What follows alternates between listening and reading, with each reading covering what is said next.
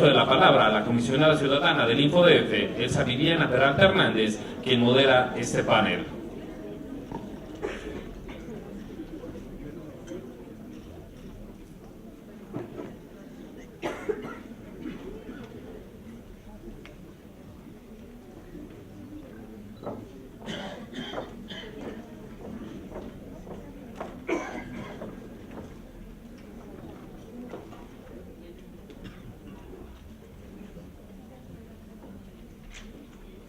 Gracias, buenos días. Perdón, estaba poniéndome de acuerdo aquí con los panelistas para ver la dinámica de la mesa. Gracias, les agradecemos nuevamente que estén acá con nosotros para llevar a cabo el segundo día de los trabajos. Muy buena afluencia. Eso quiere decir que ha sido de su interés y que ha despertado el gusto por seguir escuchando a nuestros excelentes invitados internacionales. Y bueno, pues yo la verdad no me resta más que agradecerles a los que nos acompañan ahora aquí, ustedes que también, les digo, se dan ese tiempo dentro de tantas actividades en este lugar tan cálido. Me da mucho gusto que aquí haga calorcito, ¿verdad? Porque sí está un poco fuerte el frío, ¿no? Y uno que ya está viejito, pues le afecta, ¿no? Sí, no dije la edad, nada más dice una referencia, ¿no? Pero muy bien, esto es para despertarnos y ponernos en sintonía en esto. Y bueno, pues voy a explicarles la dinámica de esta mesa, que ya de alguna manera han visto cómo las hemos ido desarrollando. Creo que se ha hecho un tanto ameno y fácil también para ustedes y también para quienes nos están escuchando, que desde luego ya saben que pueden participar e interactuar con nosotros haciendo llegar sus preguntas. La dinámica es que contamos con 15 minutos cada quien. La idea es que en 10 minutos cada uno de ustedes hable, pero me decía, por ejemplo, Laura, que ella sí quiere utilizar el tiempo de corrido. Si alguno de ustedes quiere hacerlo así, no se detenga. Yo voy a poner una alarmita, suena la alarma a los 10 minutos, pero si quieren seguir hablando, les doy los otros 5 minutos y ya cuando suene por segunda vez, pues ya saben que se agotaron los 15, ¿sí? Si quieren cortar a los 10 minutos, está bien. De todas maneras, en la siguiente ronda damos el tiempo restante y también, de acuerdo con las inquietudes que nos hagan llegar ustedes de todas las exposiciones, pues vamos desarrollando una plática para poder interactuar con el público. ¿Les parece? Entonces, esa es la alarma fatal, que ya conocen el sonidito, ¿verdad? Para que sepan que ya se agotó el tiempo. Y bueno, pues no salga una mano por ahí el gigante mecánica que así se lleva a la gente cuando no obedece, ¿no? Sí, dentro de la tecnología, no saben, este teatro tiene eso, ¿no? Ajá. Sí, muy bien. Es algo que sale atrás del espejo, ¿no? Seguro hay una obra aquí que tiene que ver con... Sí, y ya me dijeron, que aquí espantan. Sí. Hay algunos recintos también donde asustan bastante en el centro, ¿no? Pero bueno, eso es aquí. Muy bien, entonces damos inicio. Voy a leer rápidamente para no agotar los tiempos. Voy a leer rápidamente una síntesis de las semblanzas de quienes nos acompañan. Y es de verdad una síntesis muy breve, pero la experiencia de ellos es muy vasta. A muchos de ellos ya los conocemos, son ya un referente, están inventariados en nuestros eventos del instituto, porque la verdad siempre es un gusto escucharlos, y algunos son invitados por primera ocasión, pero que también nos van a hacer un aporte y estoy segura que se van a inventariar en la lista de panelistas. Muchas gracias, bienvenidos a todos. Primero que nada menciono a la doctora Laura Navetian. Ella es doctora en Derecho y Ciencias Sociales, egresada de la Facultad de Derecho de la Universidad Mayor de la República Oriental de Uruguay. Es magíster en Ciencias de la Legislación y Governance Política por la Universidad de Pisa. Doctorada en Ciencias Jurídicas por la Universidad Católica de Argentina. Profesora adjunta, entre otras materias, de Derecho Informático, Derecho Constitucional y Ética Profesional en las Facultades de Derecho de Uruguay, respectivamente. Integrante del Centro de Derecho Informático y del Departamento de Derecho Constitucional y Derechos Humanos de la Facultad de Derecho, igual de la Universidad Católica de Uruguay y de la Universidad Mayor de la misma República. Asesor en el Parlamento Nacional de la República desde 2005.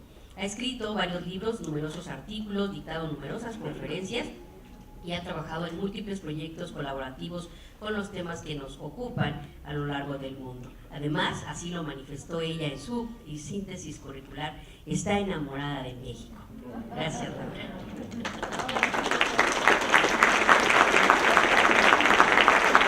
Gracias, Laura.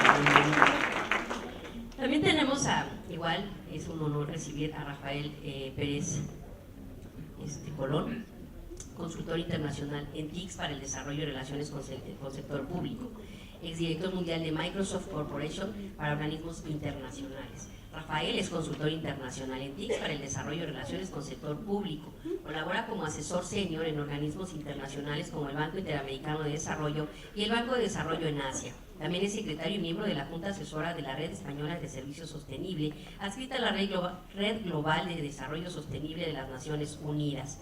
Cuenta con más de 30 años de experiencia en el campo de las tecnologías de la información y es reconocido mundialmente como experto en TICS y su impacto en desarrollo económico. A lo largo de su carrera ha ocupado diversas posiciones como director de centros de computación y asesor para universidades y gobiernos, profesor universitario, investigador en la Comunidad Europea, presentador de radio en radio y TV y colaborador de prensa, emprendedor tecnológico y ejecutivo corporativo internacional. Durante 18 años se desempeñó en diversos puestos en Microsoft Corporation, como gerente para sector educación en Puerto Rico y el Caribe, director regional para sector gobierno y sector educación en América Latina y el Caribe. También director senior para organismos internacionales en América Latina y el Caribe y lo mismo para organismos internacionales. También es coautor de diversos libros y artículos publicados internacionalmente, miembro de juntas, equipos y grupos de asesores en diversos programas universitarios y de gobierno. Él no puso que estaba enamorado de México, pero estoy segura que sí.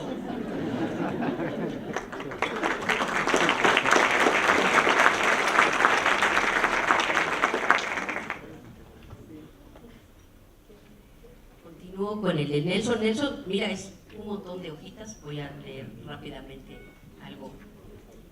Okay. Yo lo resumiría en tu caso, un gran amigo del Info. Muchas gracias, Nelson. Nelson es profesor e investigador de la Facultad de Derecho de la Universidad de los Andes, doctor summa cum laude en Ciencias Jurídicas de la Pontificia Universidad Javeriana, máster de London School de Economía y Política y Ciencias Políticas, especialista en Derecho Comercial y abogado por la Universidad de los Andes. Es director de la especialización en Derecho Comercial de la Universidad de los Andes, experto invitado en la Red Iberoamericana de Protección de Datos Personales, cofundador de la Red Académica Internacional de Protección de Datos Personales. Es ganador del Premio Internacional Protección de Datos Personales de Investigación 2014, conferido por la Agencia Española de Protección de Datos sobre trabajos originales e inéditos que tratan acerca del derecho a la protección de datos en países iberoamericanos. Sus investigaciones más recientes se centran en los siguientes temas: protección de los derechos humanos en el ciberespacio, la economía digital y el Internet de las empresas, la regulación latinoamericana frente a la recolección internacional de datos personales a través de Internet, los títulos, valores electrónicos, el derecho al olvido en el ciberespacio, la protección de datos personales en Latinoamérica, la neutralidad tecnológica y las alternativas de identificación electrónicas, entre otras. También es coautor y autor de libros, artículos sobre protección de datos personales, desmaterialización de títulos, valores e instrumentos financieros y comercio electrónico. Conferencista también a niveles nacional e internacional sobre múltiples temas como los que nos ocupan y también particularmente en comercio electrónico. Él también está enamorado de México.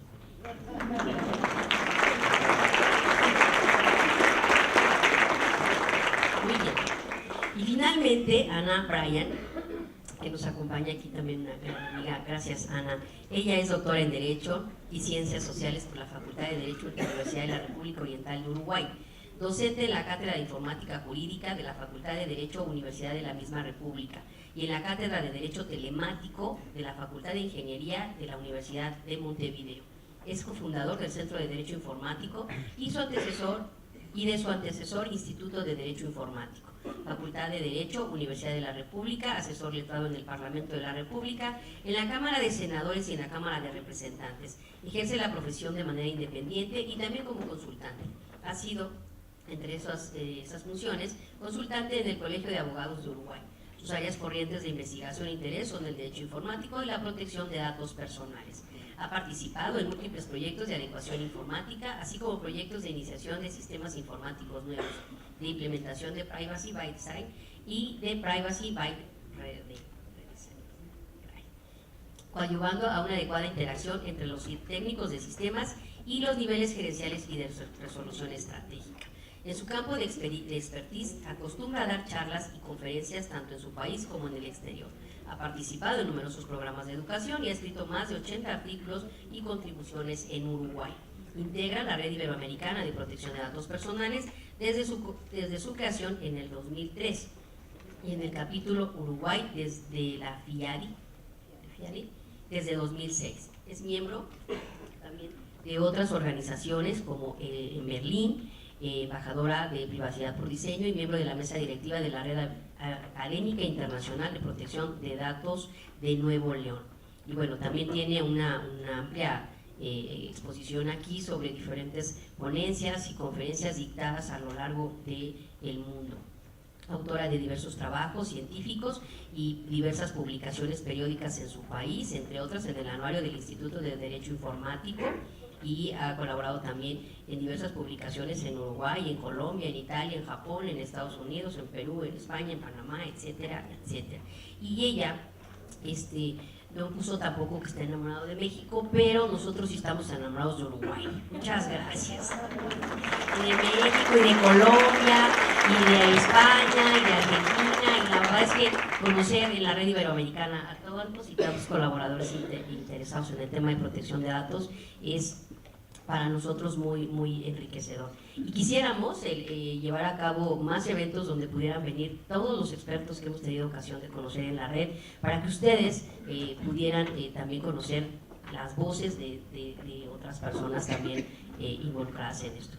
Pero bueno, a veces no alcanzan los tiempos, pero vamos a ir trayendo expertos tan geniales como los que ahora nos acompañan en esta mesa y como los que también nos acompañaron el día de ayer, que aquí hay algunos presentes que les agradecemos también su presencia. Y no me queda más que pasarles el micrófono y reiterarles a ustedes mi agradecimiento por su presencia, por el interés que han demostrado en la realización de este evento que el Info lleva a cabo con muchos esfuerzos en apoyo de todo el personal del instituto, a quien aprovecho ahorita en este momento para agradecer a todas las áreas involucradas por su trabajo, por haber hecho posible que todos los que están aquí pudieran disfrutar de este evento. Les pido un aplauso, por favor, a todo el personal.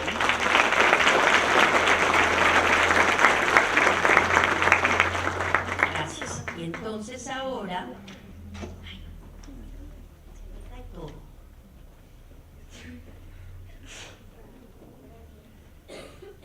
cedo el uso de la voz a Laura Navetian hasta por 15 minutos. Gracias, Laura.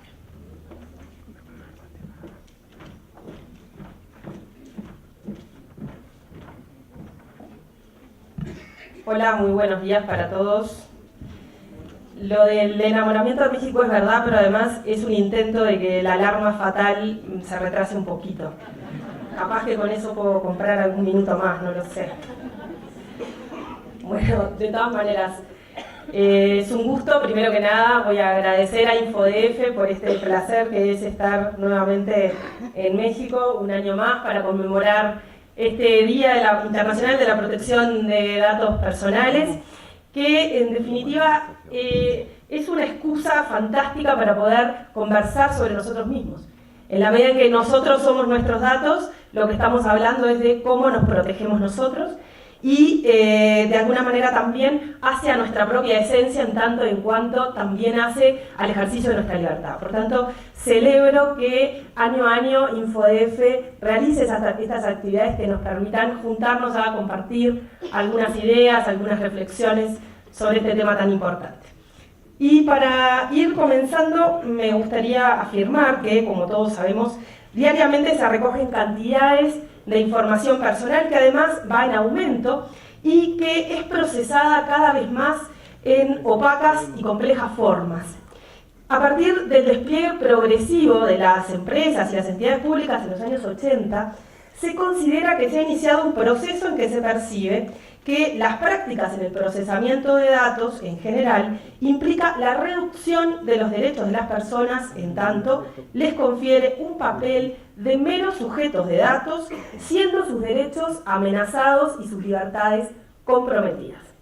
La diferencia entre esos tiempos de los años 80 y los de hoy, con la actual ola de información y de comunicación integradas a la tecnología, es ni más ni menos que su ubicuidad y poder de expansión. De hecho, los informes dicen que ya desde el 2008 hay más dispositivos conectados que personas en el planeta. Este incremento de las capacidades de los procesadores, el almacenamiento y el ancho de banda de transmisión progresivamente van verificando menos restricciones técnicas en el procesamiento de información personal, no es ninguna novedad. Así es que hoy día están convergiendo con escasas restricciones Internet de las cosas, las grandes bases de datos analíticas, la inteligencia artificial, los mecanismos de procesamiento del lenguaje, los sistemas biométricos, entre otras tecnologías, a los efectos de la potenciación de las aplicaciones de manera de obtener mecanismos para el aprendizaje de máquinas que cuentan con inteligencia avanzada. Todo depende de lo que consideremos la inteligencia. Se dice por ahí que en realidad la inteligencia es una capacidad de los humanos. Si le empezamos a transferir capacidades humanas a la tecnología, yo creo que estamos en problemas, pero bueno, es una consideración. Big Data, conjuntamente con Internet de las cosas y la computación en la nube, pueden ser una fuente de valor sustantivo para el desarrollo de la innovación en la sociedad, sin lugar a duda, en la medida que su pretensión, o por lo menos la pretensión primaria, es la mejora de la productividad, el desempeño óptimo de diferentes sectores sociales y la participación social. Frente a todo esto, entonces, lo que a mí me gustaría efectivamente reflexionar con ustedes es si esto de los datos y la tecnología en perspectiva, datos personales, es un riesgo o una oportunidad para la protección de datos.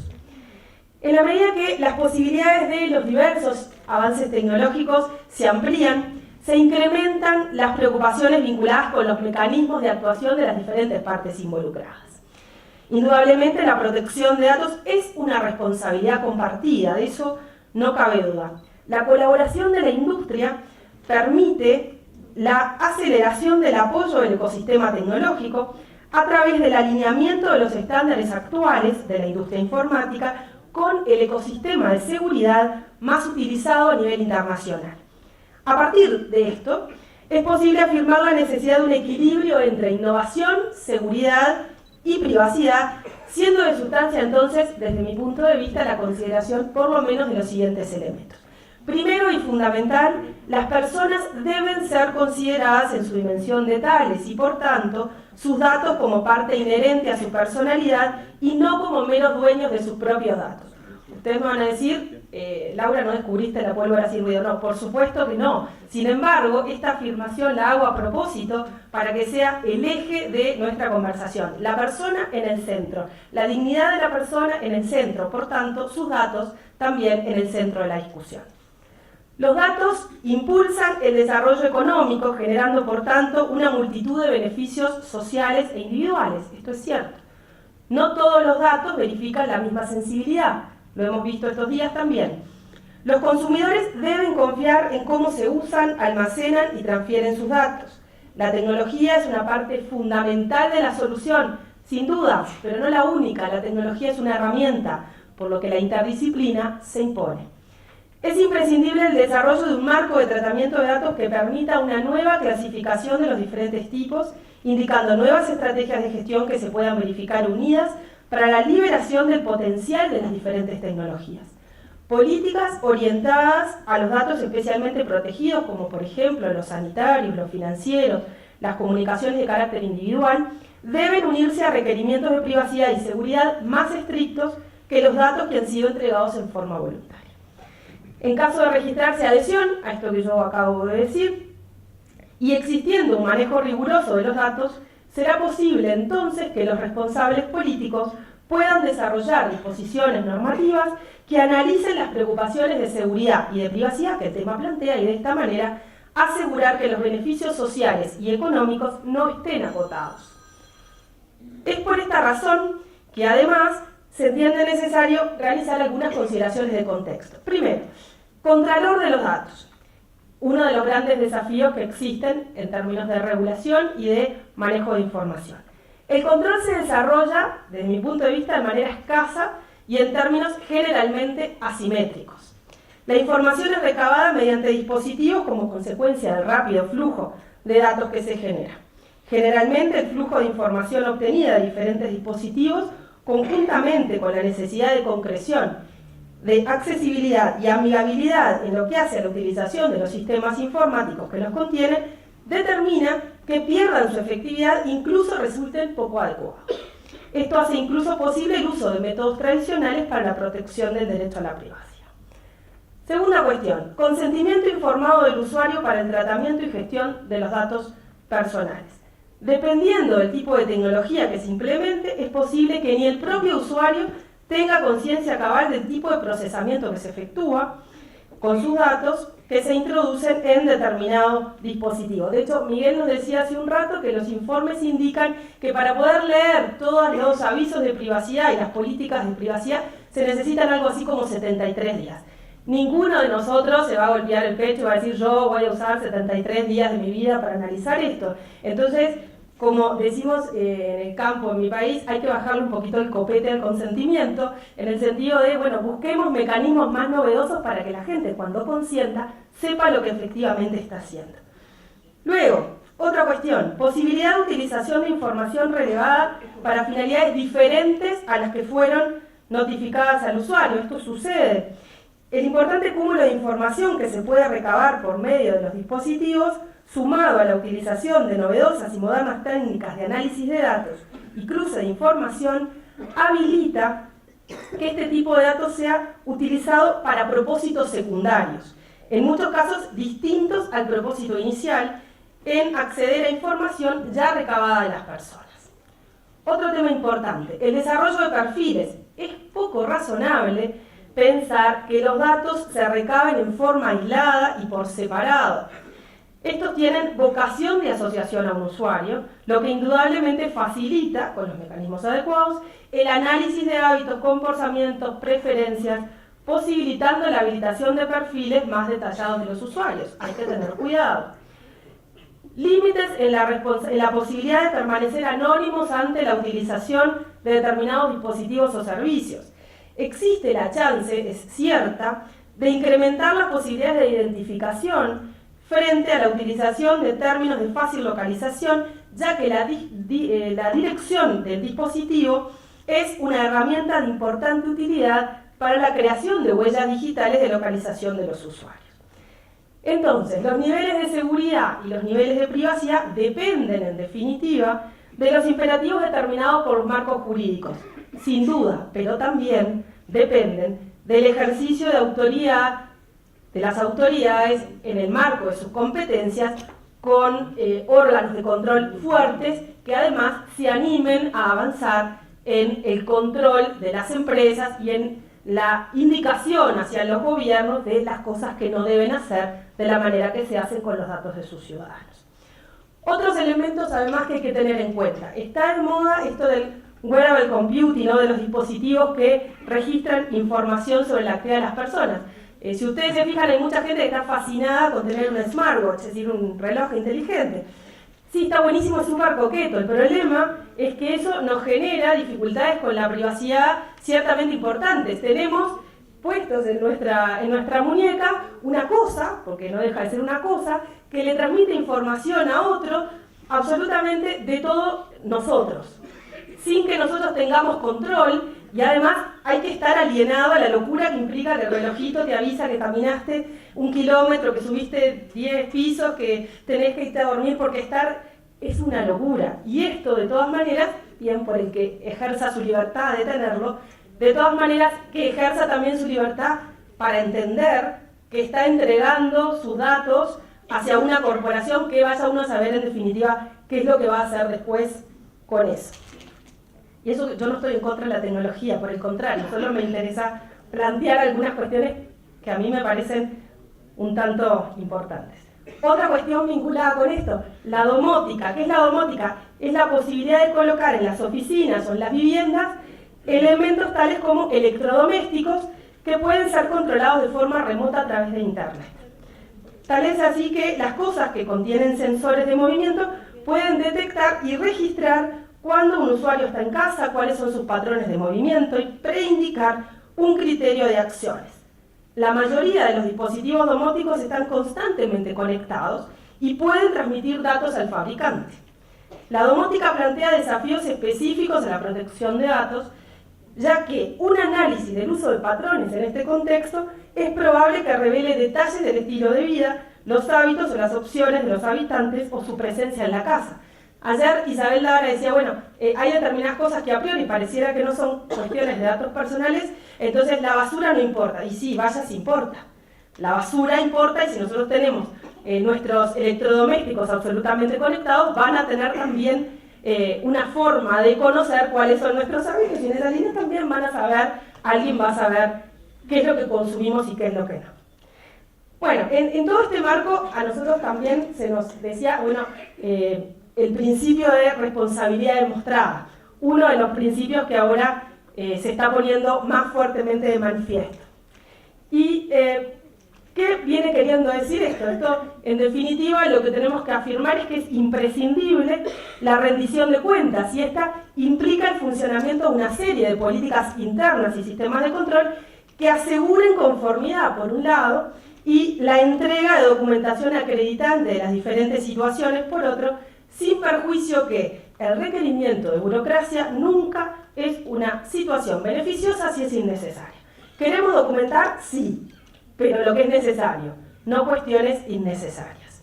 De hecho, parece interesante la minimización de requerimientos de documentación innecesaria para maximizar el espacio para iniciativas de las empresas apoyadas por la orientación de las autoridades de protección de datos. El principio que establece que los datos personales deben ser tratados únicamente de forma compatible con el objetivo específico para el que fueron recolectados es esencial para respetar las expectativas legítimas de las personas. De hecho, la creación de códigos de conducta, auditorías, certificaciones, conjuntamente con una nueva generación de cláusulas contractuales y reglas corporativas vinculantes, pueden ayudar a construir un mercado sólido. En esta línea argumental debe indicarse en consecuencia que los responsables de la entrega de información personal deberían ser mucho más dinámicos y proactivos, alejándose de las llamadas cajas negras, esto es, tendencias de secreto y opacidad de las prácticas empresariales. Al mismo tiempo, deberían exigir cada vez más transparencia también, de alguna manera, de parte de los clientes. En este contexto, entonces, es posible señalar que el principio de responsabilidad demostrada puede aportar concreción y coherencia a la efectividad del tratamiento de los datos personales. Fue la OCDE, allá por los años 80, quien estableció este principio, según el cual una entidad que recogía datos personales debía ser responsable del cumplimiento efectivo de las medidas que implementen los principios de privacidad y de protección de datos.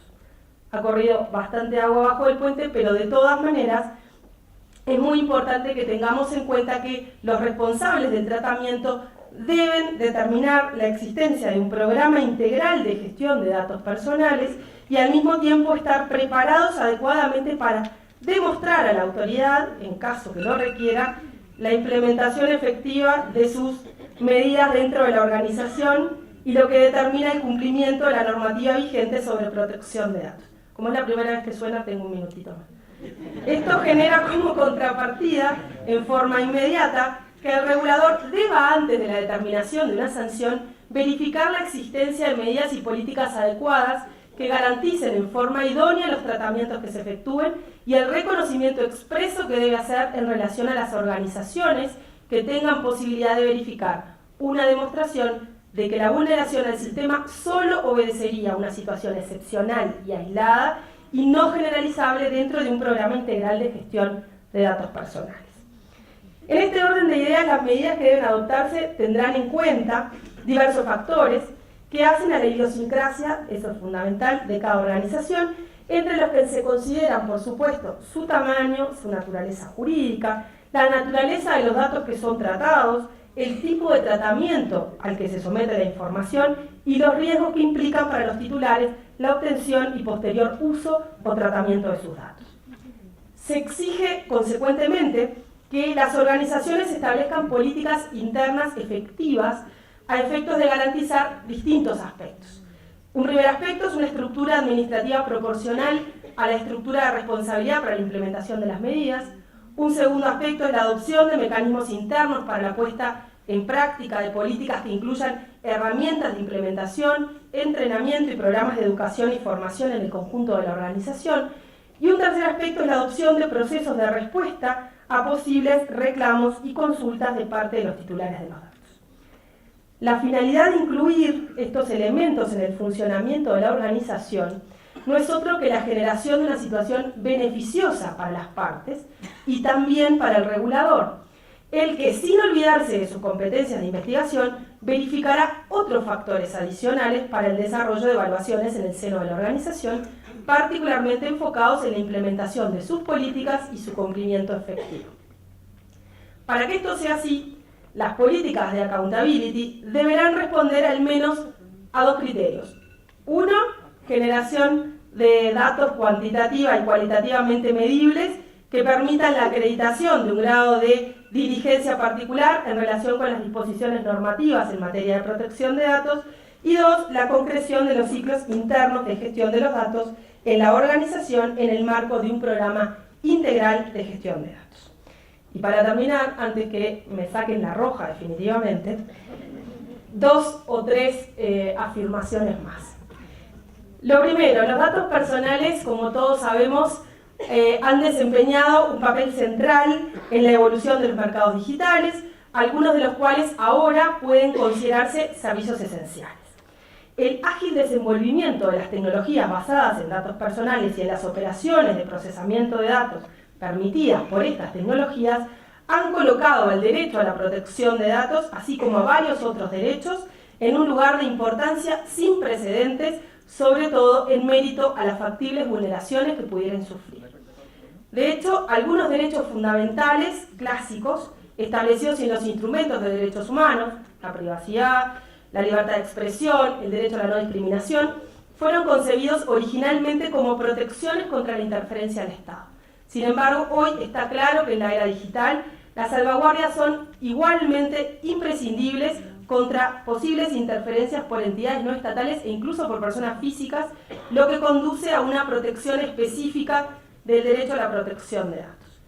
La aparente fragmentación de la web, de acuerdo con las fronteras estatales, la segregación de las experiencias en línea de la persona, en un número limitado de jardines amurallados, amenaza la privacidad, la información personal, la libertad de expresión, la libertad de innovar en medio de la concentración de ganancias, el poder de mercado y las interferencias del Estado.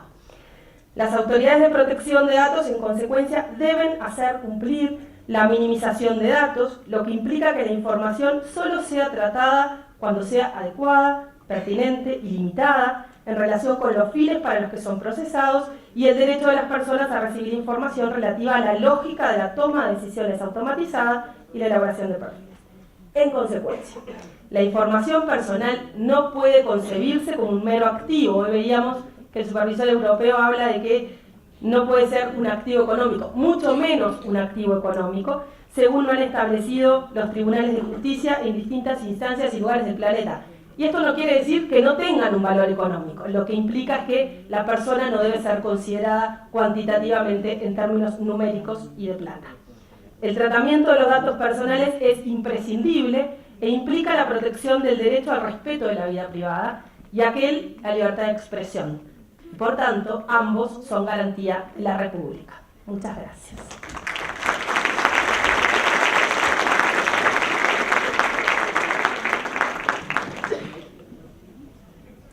Muchas gracias, Laura. La verdad es que sí, muy interesante.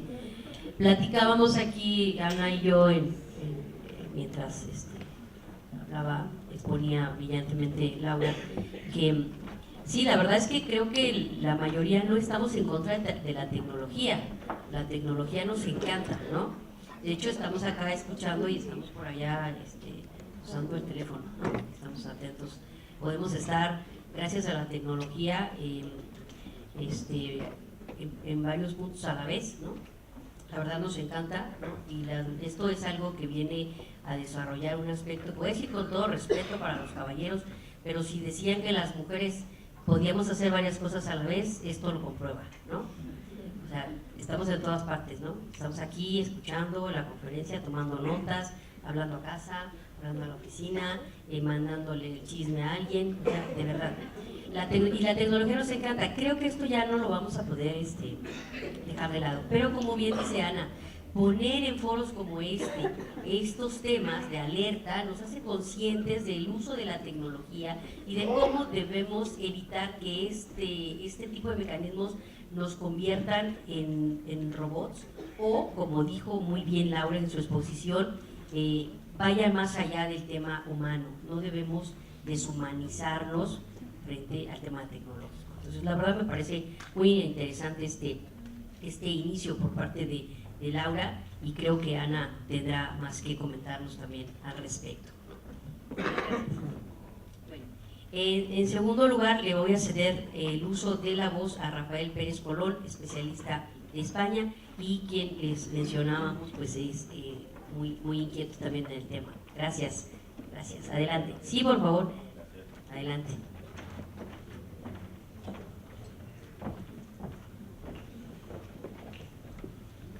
Muy bien, bueno, llegamos aquí. Buenos días.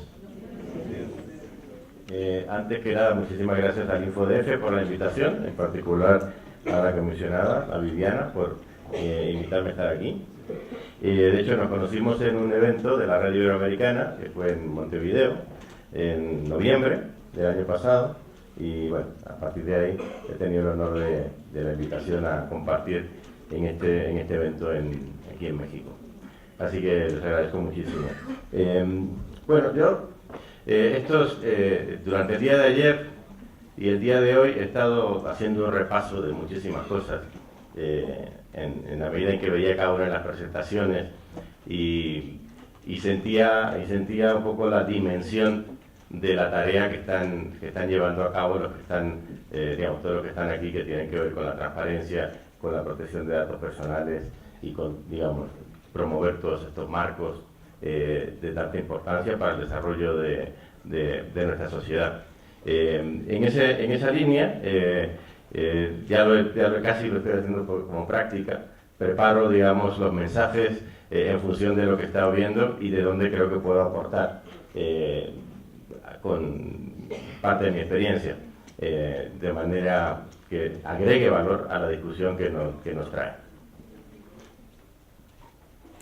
Para comentarles algunas cosas que ya irán entendiendo a lo largo de la presentación. Este año yo cumplo 40 años de estar en la industria tecnológica. Son muchos años, ¿no? Muchos años.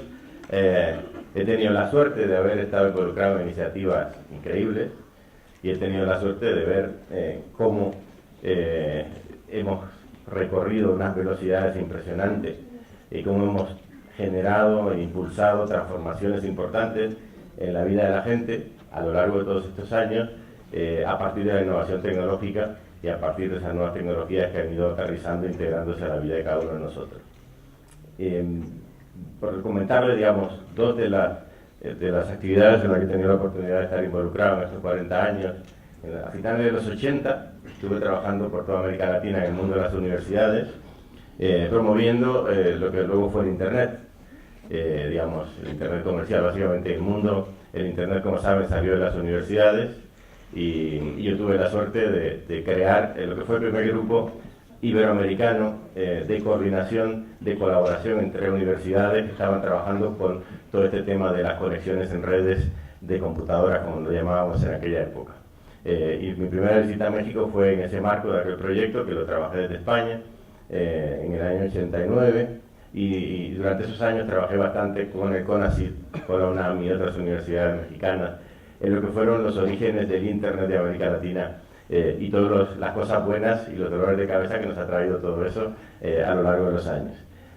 Más tarde, estando con Microsoft, tuve también la suerte en el año 2000, arrancar una gran aventura, que fue la aventura de promover todo el desarrollo y la transformación de los gobiernos en la región, en América Latina.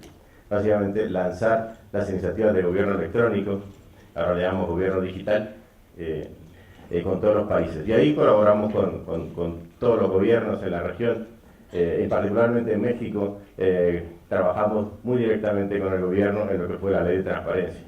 Y bueno, creo que todos los que están aquí de alguna manera tienen mucho que ver con el resultado de ese trabajo que se hizo en México en aquellos momentos con la creación de esa ley de transparencia que ha dado paso a todo el trabajo que se está realizando en esta línea. Así que bueno, y durante el día de ayer lo que he sentido es el peso de la responsabilidad de ser parte de las cosas buenas, pero también de ser responsable y corresponsable de los retos que estamos enfrentando. Y básicamente pues me quedaba la conclusión casi desesperante ayer y esta mañana de que nos queda muchísimo por hacer, ¿no? Entonces yo le comentaba a alguno de las colegas esta mañana que yo pensaba jubilarme pronto, pero veo que queda tanto por hacer que parece que vamos a seguir en esto por unos, no sé si aguante 40 años más, o si me soporten por 40 años más, ¿no? Así que bueno, les voy a comentar los puntos. Vamos a hablar un poco de la cuarta revolución industrial, vamos a hablar algo del nuevo ecosistema digital, la economía digital, la sociedad digital, los nuevos escenarios, cuáles son las oportunidades y los riesgos, la protección de datos personales en el contexto internacional, retos persistentes y algunas recomendaciones.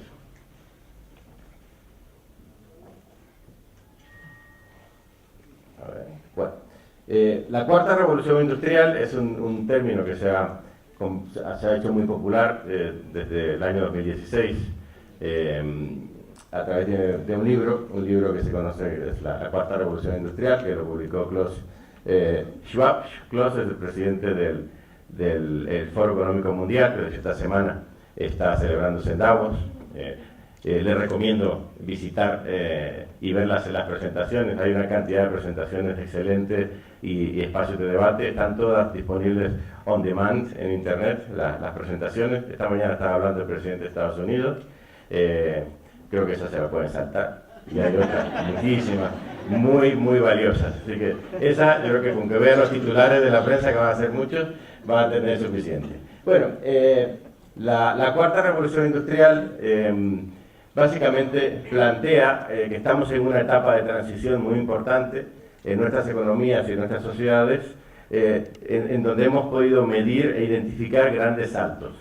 Lo que llamamos la primera gran revolución industrial, la ubicamos en el año 1784 y básicamente se debe al desarrollo de la tecnología de vapor y de combustión con vapor, la máquina de vapor, que da paso a todo un desarrollo de producción industrial a partir de esa tecnología aplicada. El segundo gran salto lo vemos en el año 1870, le llamamos la segunda revolución industrial, que parte del ofrecimiento de los servicios de la electricidad en forma masiva a las personas y a la industria. Esto transforma la forma de producir, transforma la forma de generar servicios y la forma de vivir de forma muy importante. Y una tercera transformación de la economía y de la industria, que es la tercera revolución industrial, que la ubicamos en 1969 y básicamente es la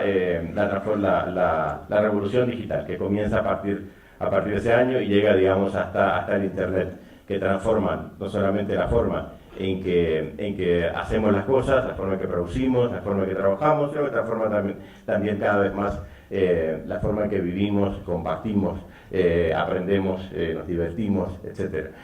Uno de los elementos que vemos a lo largo de estas revoluciones, que hemos llamado la revolución industrial, y en particular la revolución tecnológica, es que cada vez impacta más personas y a cada una de esas personas le impacta de forma mucho más mayor, en más dimensiones, impacta la vida de las personas. Y eso es algo de lo que, digamos, yo he visto, he padecido, he sufrido y he disfrutado a lo largo de estos años de trabajo alrededor de la industria tecnológica. Es como cada vez llegamos a más gente y como cada vez tenemos un impacto mucho mayor en la vida de esas personas. La cuarta revolución industrial es una revolución que comienza en algún punto, todavía no estamos de acuerdo en qué momento la ubicamos, pero básicamente estamos en ese momento actualmente, y básicamente se parte a partir de un gran salto en los desarrollos de las tecnologías de la información que hacen posible hacer una cantidad de operaciones con la información sobre las que teníamos enormes limitaciones hasta épocas muy recientes. Y básicamente voy a pasar al siguiente slide, donde resumo algunas de esas tecnologías. A ver, ¿dónde nos fuimos? Este salta.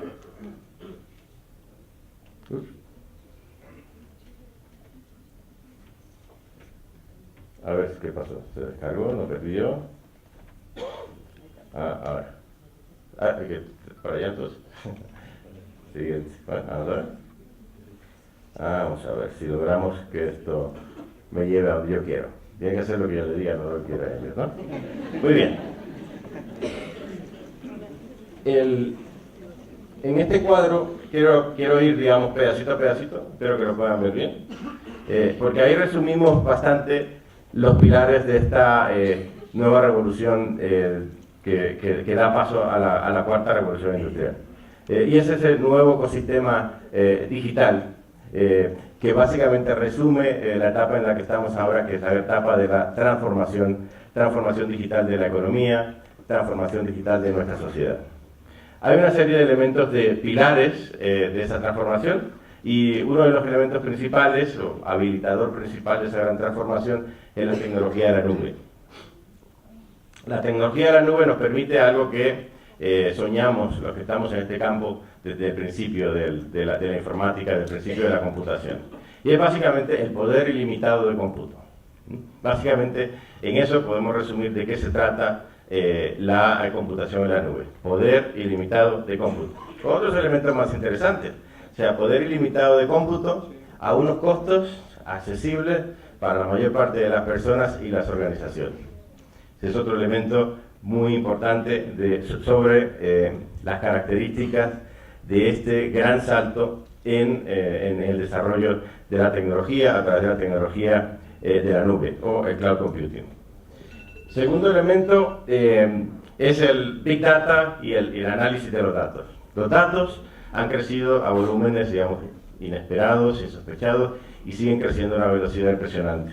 Sin embargo, tenemos hoy la capacidad de almacenar la información, de almacenar esos datos, de trabajar con esos datos utilizando estas capacidades ilimitadas de computación que nos brinda la computación en la nube. Nunca antes tuvimos esa capacidad con un nivel de desempeño satisfactorio, con una experiencia satisfactoria para el usuario, para la empresa, para las organizaciones, ni para las personas.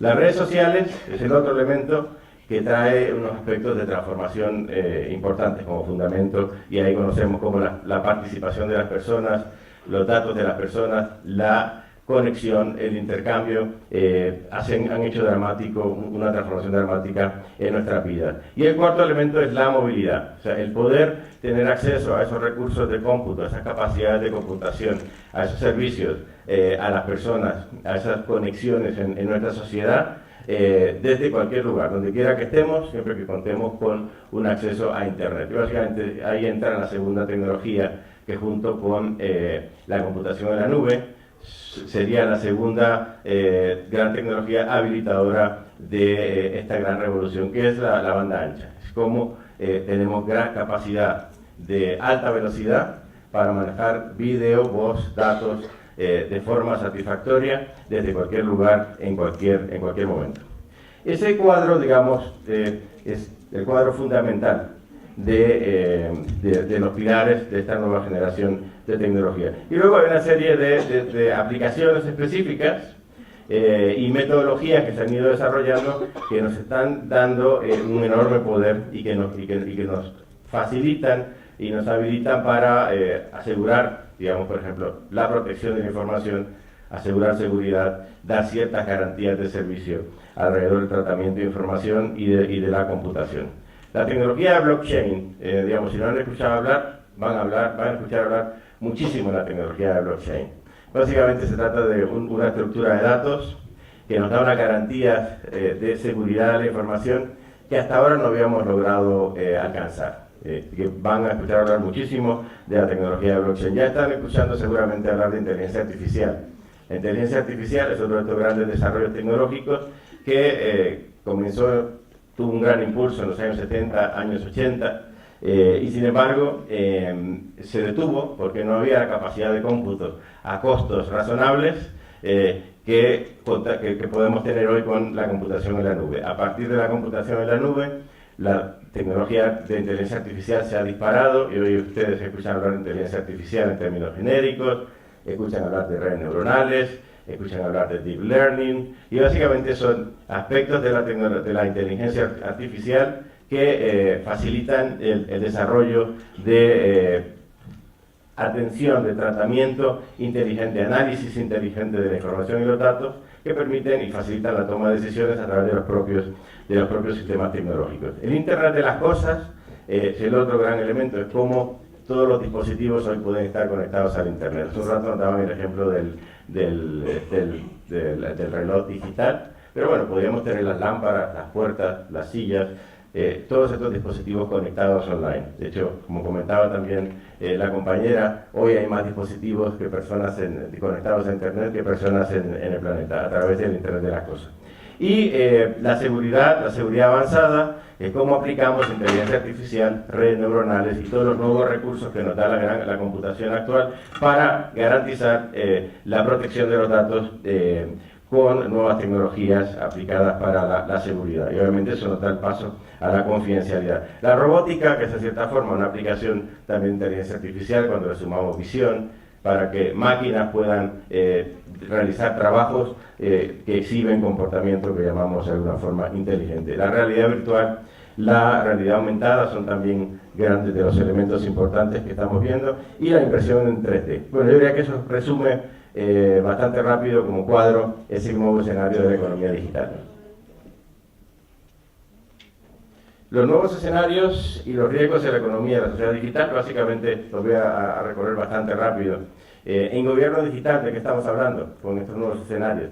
De hecho, México ha hecho unos avances espectaculares en gobierno digital en los últimos años, y felicito mucho al trabajo del equipo de gobierno también. Por eso, menciono dos casos. Caso de Molenwaard. Molenwaard es una municipalidad en Holanda que, luego de un ejercicio de integrar varios municipios que se habían despoblado en una región del país, decidieron convertirlos en un solo municipio. Cuando se sentaron a ver cómo organizaban el gobierno de ese nuevo municipio, que juntaba varias antiguas comunidades, pensaron en que tenían que construir un nuevo edificio de alcaldía para todos los servicios. Y el presupuesto no les daba. ¿Qué hicieron? Con la tecnología de la nube pusieron todo online y decidieron no construir un edificio de alcaldía. O sea, Molenwaard no tiene una alcaldía física, sino que tiene una alcaldía virtual. Básicamente todos los servicios se dan online, y algunos servicios como la tarjeta de identificación, para eso va el funcionario de la alcaldía, va a la casa de la persona que necesita ese trámite, que es el único trámite que tiene que hacer con presencia física. Estonia se considera el país más avanzado hoy del mundo en la economía digital.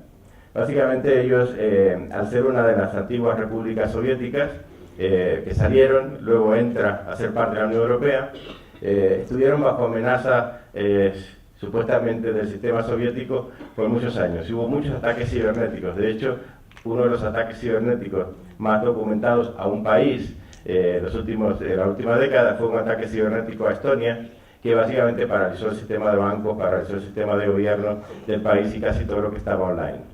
A partir de ahí, el gobierno de Estonia decidió que tenía que poner todas las capacidades de la tecnología de la información a servirle y asegurar que pudiesen proteger los servicios y la gestión de sus servicios para los ciudadanos en el entorno digital. Y han desarrollado un sistema que hoy es de los más avanzados del mundo. De hecho, pensando en transparencia, por ejemplo, yo estuve el año pasado en varias ocasiones en Estonia, conociendo la experiencia de Estonia para un proyecto que estaba realizando para el Banco Interamericano de Desarrollo. Y, por ejemplo, uno de los mecanismos que provee para los ciudadanos la plataforma tecnológica de eEstonia, ya me queda poquito, ¿verdad? De eEstonia es que cada ciudadano tiene una página de transparencia donde él puede ver quién está accediendo a la información que el gobierno tiene sobre él. Y una de las cosas, por ejemplo, entre las muchas anécdotas que hay, pues había una pareja, la chica era una policía, y entonces ella quería conocer un poquito más del historial del candidato que estaba evaluando, y se puso a estudiarlo online, a buscar su historial, expedientes, etcétera, etcétera. El señor en algún momento entró a su página de transparencia y vio que la policía lo estaba investigando. Presenta un caso, se investiga, se encuentra que esta chica, la policía, no tenía autorización para estar investigándolo, y el resultado es que, bueno, parece que la pareja no progresó, creo que ella está en la cárcel, pero, digamos, demuestra cómo sí podemos tener mecanismos para garantizar la transparencia. Y creo que casos como los de Estonia nos dan muchos ejemplos de estos elementos. Bueno, lo otro, creo que los distintos aspectos que están ahí, no me va a dar mucho tiempo para recorrerlos, pero yo sí quiero entrar en el último punto. La huella digital.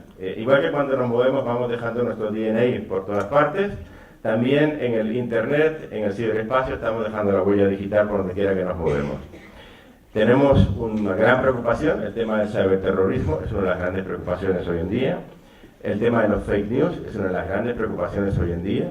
Las empresas están trabajando mucho con todo este tema, Facebook, Google, etcétera, etcétera. Este es un tema con el que están preocupados. Amenazas a los procesos democráticos. Hoy en Estados Unidos hay un debate enorme, como saben.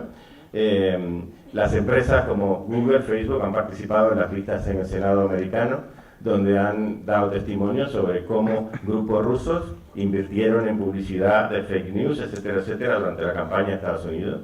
El gobierno de Holanda decidió en las últimas elecciones no utilizar sistemas informáticos y hacer todo manual, porque no tenían capacidad para, en las fechas de las elecciones, asegurar que no iba a haber una intervención y unos ataques a sus sistemas informáticos. O sea, de esas dimensiones estamos hablando hoy en día. La Unión Europea ha asignado un presupuesto importante para diseñar estrategias para protegerse contra los ataques informáticos al sistema democrático de la Unión Europea, supuestamente del espacio ruso.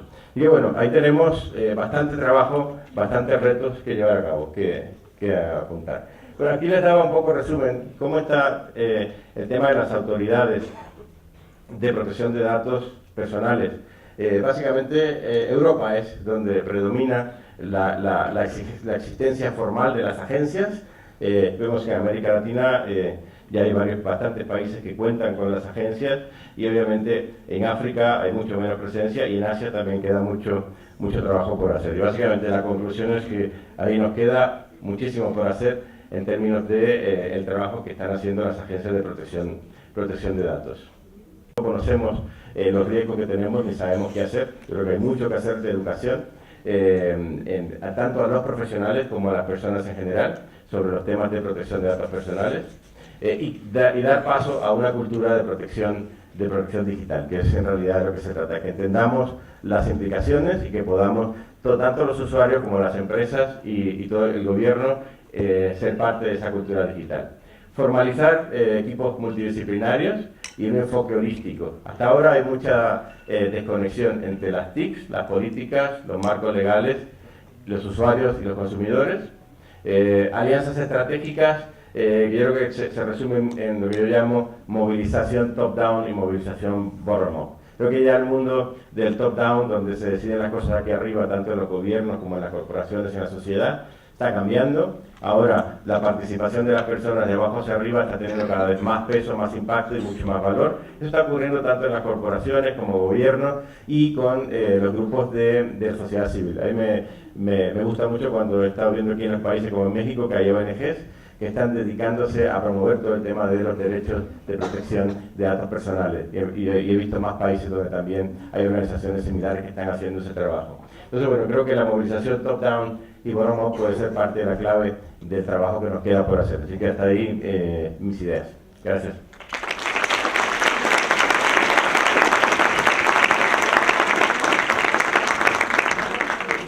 Es realmente para mí muy penoso, Rafael, tener que estar monitoreando el tiempo, porque la verdad es que lo que exponen siempre nos deja con deseos de seguir escuchando más y aportando mucho más a este tema muy interesante.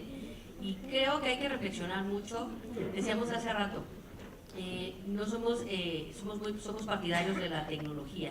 El gobierno está ocupando mucha tecnología dentro de sus posibilidades presupuestales para implementar múltiples mecanismos para generar una gestión más eficiente.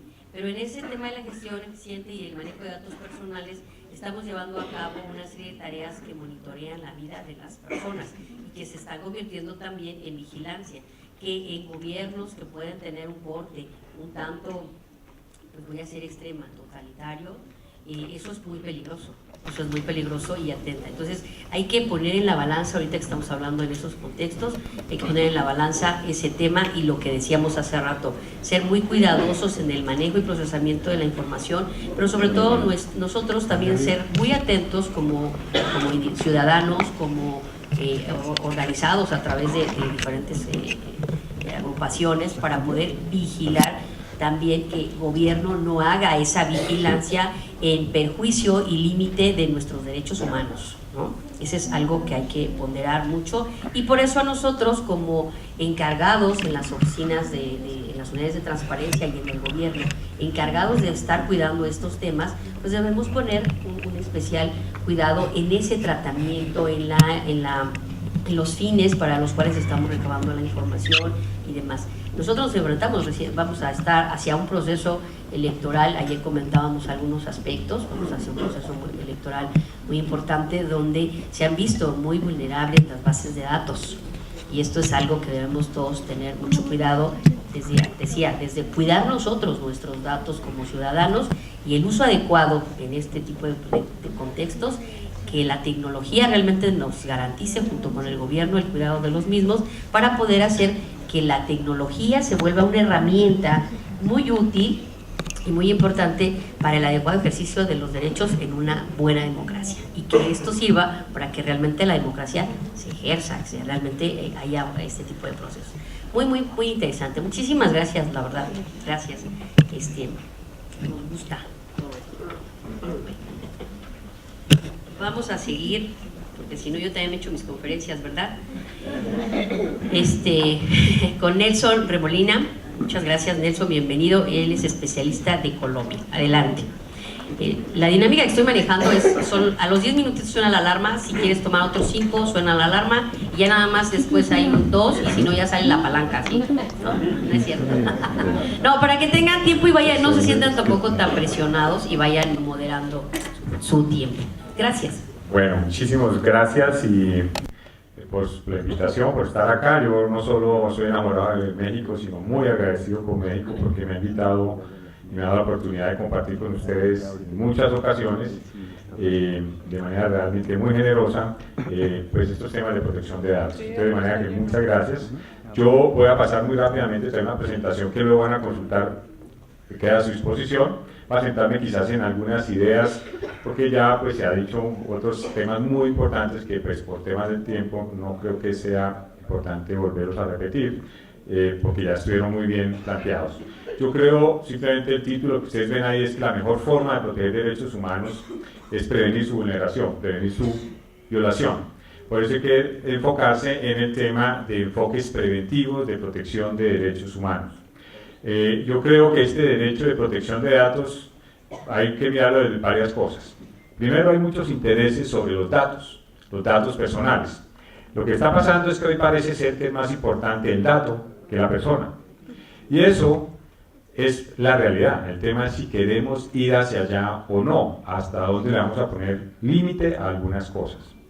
Para proteger los derechos humanos hay muchos enfoques, hay muchas herramientas. Ninguna es suficiente, ninguna es perfecta, pero tampoco son excluyentes. A veces se hace una crítica a las normas. Desde luego, las normas no son mágicas. Sacar una norma de protección de datos no quiere decir tranquilo México, tranquilo el mundo, que estamos protegidos. No, hay que ponerla en marcha y hacerla efectiva.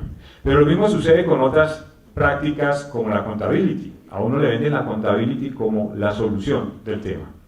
Y es importante, pero no es suficiente. O sea, si alguien hace una gran guía de accountability, bellísima, muy completa, hay empresas expertas en eso, ahora miren si la están aplicando en la realidad. Entonces yo en últimas cada vez concluyo a medida que pasan los años y ya muy rápidamente, es que realmente la protección de nuestros derechos está en manos de quien tiene nuestros datos en últimas, de las empresas, de las personas en el sector público y en últimas a veces de la buena fe, de la ética, la responsabilidad y la diligencia de esas personas. Entonces casi que el tratamiento de datos uno como ciudadano dice es un acto de fe, uno espera que quien tenga sus datos haga su tarea de manera muy sensata y responsable y ética. Y en esto con el tema de la tecnología también, y voy cerrando, voy dando ideas para de una vez dar las conclusiones, es lo siguiente, desde luego el tema de tecnología es totalmente bienvenido. O sea, aquí no estamos hablando de innovación versus derechos humanos, de economía digital versus derechos humanos, sino de los unos y los otros. Ustedes me han escuchado la frase que en estos temas no hay que hablar ni en términos de tecnofobia, ni tecnofascinación, sino tecnoreflexión. Y eso es algo que hay que tener ahí presente como tal. Y en este tema también algo a propósito de lo que se planteó, de lo que está sucediendo. Uno hablan de Big Data, Blockchain, Internet de las cosas. Muy bien, yo los invito a que reflexionen sobre el Internet de las empresas. ¿Por qué? Porque el Internet de las empresas, que no es muy común, son las reglas que están básicamente emitiendo las empresas en todas partes del mundo a través de sus notas legales, y que incluso tienen más efecto y extensión y aplicación transfronteriza que cualquier norma de un país en el mundo.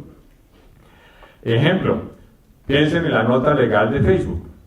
Pongo loco Facebook simplemente porque es inevitable hablar de Facebook, desde luego, porque es la red social digital más grande. Tiene 2.1 billón de usuarios en el mundo, de todas partes del mundo, que provienen de todas las nacionalidades, sistemas jurídicos como tal, ¿correcto? Si uno pregunta cuál es la ley de protección de datos que más se aplica en el mundo o que la que más infiere en la protección de datos en el mundo, pues la ley del Estado de California. ¿Por qué? Porque a través de la nota legal, si ustedes la leen, pues al final Facebook dice que si hay algún conflicto, esto se rige ante jueces en San José de California, por la ley de California. Fíjense cómo una empresa, desde una nota legal, desde un país, una ciudad, convierte en global una norma local, ¿correcto?, de la empresa. Y eso no lo ven como problemático. Pero cuando un Estado trata de sacar una norma local que vaya o tenga un ámbito extraterritorial, se vuelve un escándalo. Yo aquí me preocupa cada vez más eso, porque yo he visto eso en los congresos. Hay empresas que están dedicadas básicamente a impedir normas con efectos extraterritoriales. La razón, el Internet de las empresas. ¿Qué pasa con las empresas? Pues crean sus reglas basadas en su modelo de negocios. Y en ese modelo de negocio los datos son clave. Es clave tener absoluta certeza de la legitimidad de que tenemos los datos. Lo que pasa es que todas las empresas no tienen los datos, no los han obtenido debidamente. Por eso hay una gran campaña para eliminar la autorización y el consentimiento.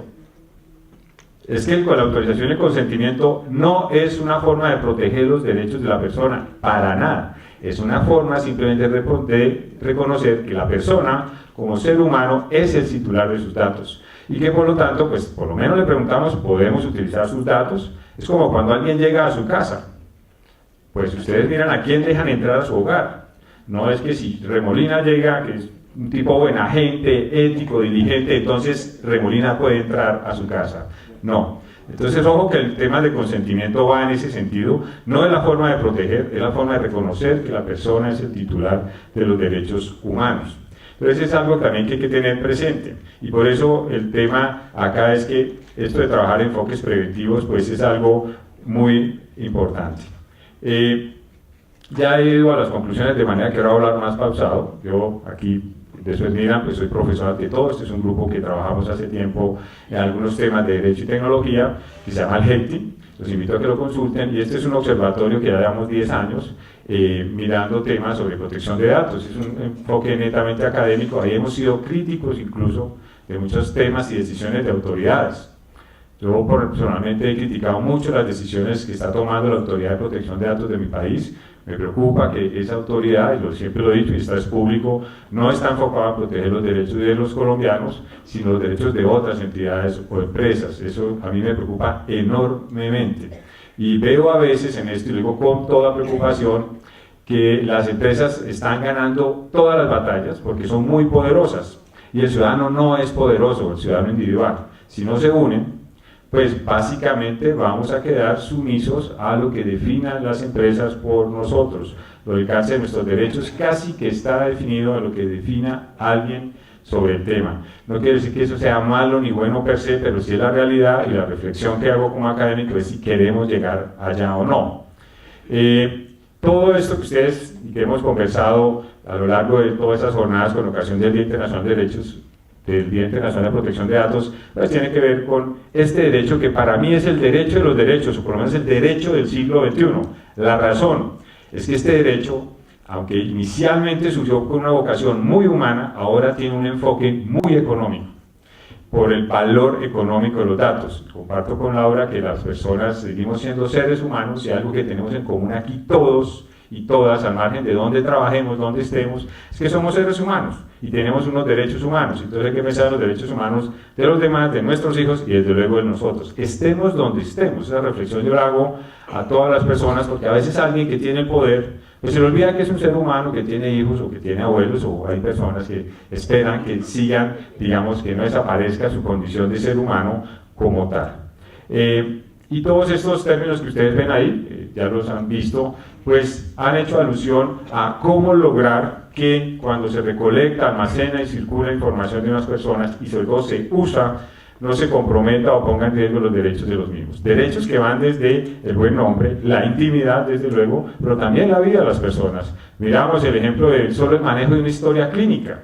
Una historia clínica hay que ser muy delicados o muy diligentes en manejarla, porque si no está bien actualizada diariamente, cuando uno está hospitalizado y pasa por 3 grupos de jornada de equipos médicos y no anotan todo, pues de pronto omitieron una información que no vio el otro equipo médico y cuando llegan le aplican a ese paciente precisamente el medicamento por el cual tiene algún efecto negativo en su organismo, por ejemplo. Cosas así, insisto, aquí a veces también se ve afectada incluso la vida de las personas, la libertad de las personas, etcétera, etcétera. Ya lo comentaron esto, pero creo que una cosa es hablar de derechos humanos antes de Internet, de protección de datos, y después de Internet. Cuando se habla de una revolución es porque hay grandes cambios profundos, y aquí creo que los hay, y por eso hablaban de la 4ª generación, sin duda, sobre el tema. El punto es que Internet ha hecho el mundo transfronterizo, y veo que nosotros seguimos jurídicamente, nosotros estamos hablando de los abogados, los que regulan, mirando y regulando el mundo y actuando en el mundo como si fueran interfronterizos. Entonces estamos haciendo más de lo mismo en un contexto totalmente diferente. De manera que no estamos haciendo nada, o casi nada. Si seguimos pensando en regular Internet con vocación interfronteras, con autoridades con competencias interfronteras, pues perdónenme, como dicen en Colombia, lo que estamos haciendo es el oso, es decir, nada, ¿sí? El ridículo, digamos, es la expresión. ¿Y qué pasa? Yo siempre le he planteado, no hay que dejar que el elemento transfronterizo en Internet se convierta en impunidad. Cada vez que hay un juicio, un proceso legal contra una empresa que no está domiciliada en un país, lo primero que llega y dice, qué pena, su ley no me aplica y usted no es competente, chao. Yo entro a su país, desde Internet, recolecto los datos de todos sus ciudadanos, pero no respondo por sus leyes ni ante sus autoridades. No sé si a ustedes les parece que eso está bien, pero un poco es lo que está sucediendo. En Internet la extraterritorialidad se está convirtiendo en factor de impunidad. Bien, estos son datos simplemente del mundo en que estamos. Ya se ha hablado de Internet, yo les propongo la palabra como ya está el ciberespacio. Es un ciberespacio donde hay más de 3.8 billones de personas. Miren los datos de páginas web, 1.2 billones. Miren el tema de usuarios de Facebook, casi 2.1 billones. En fin, aquí las cifras son todas enormes.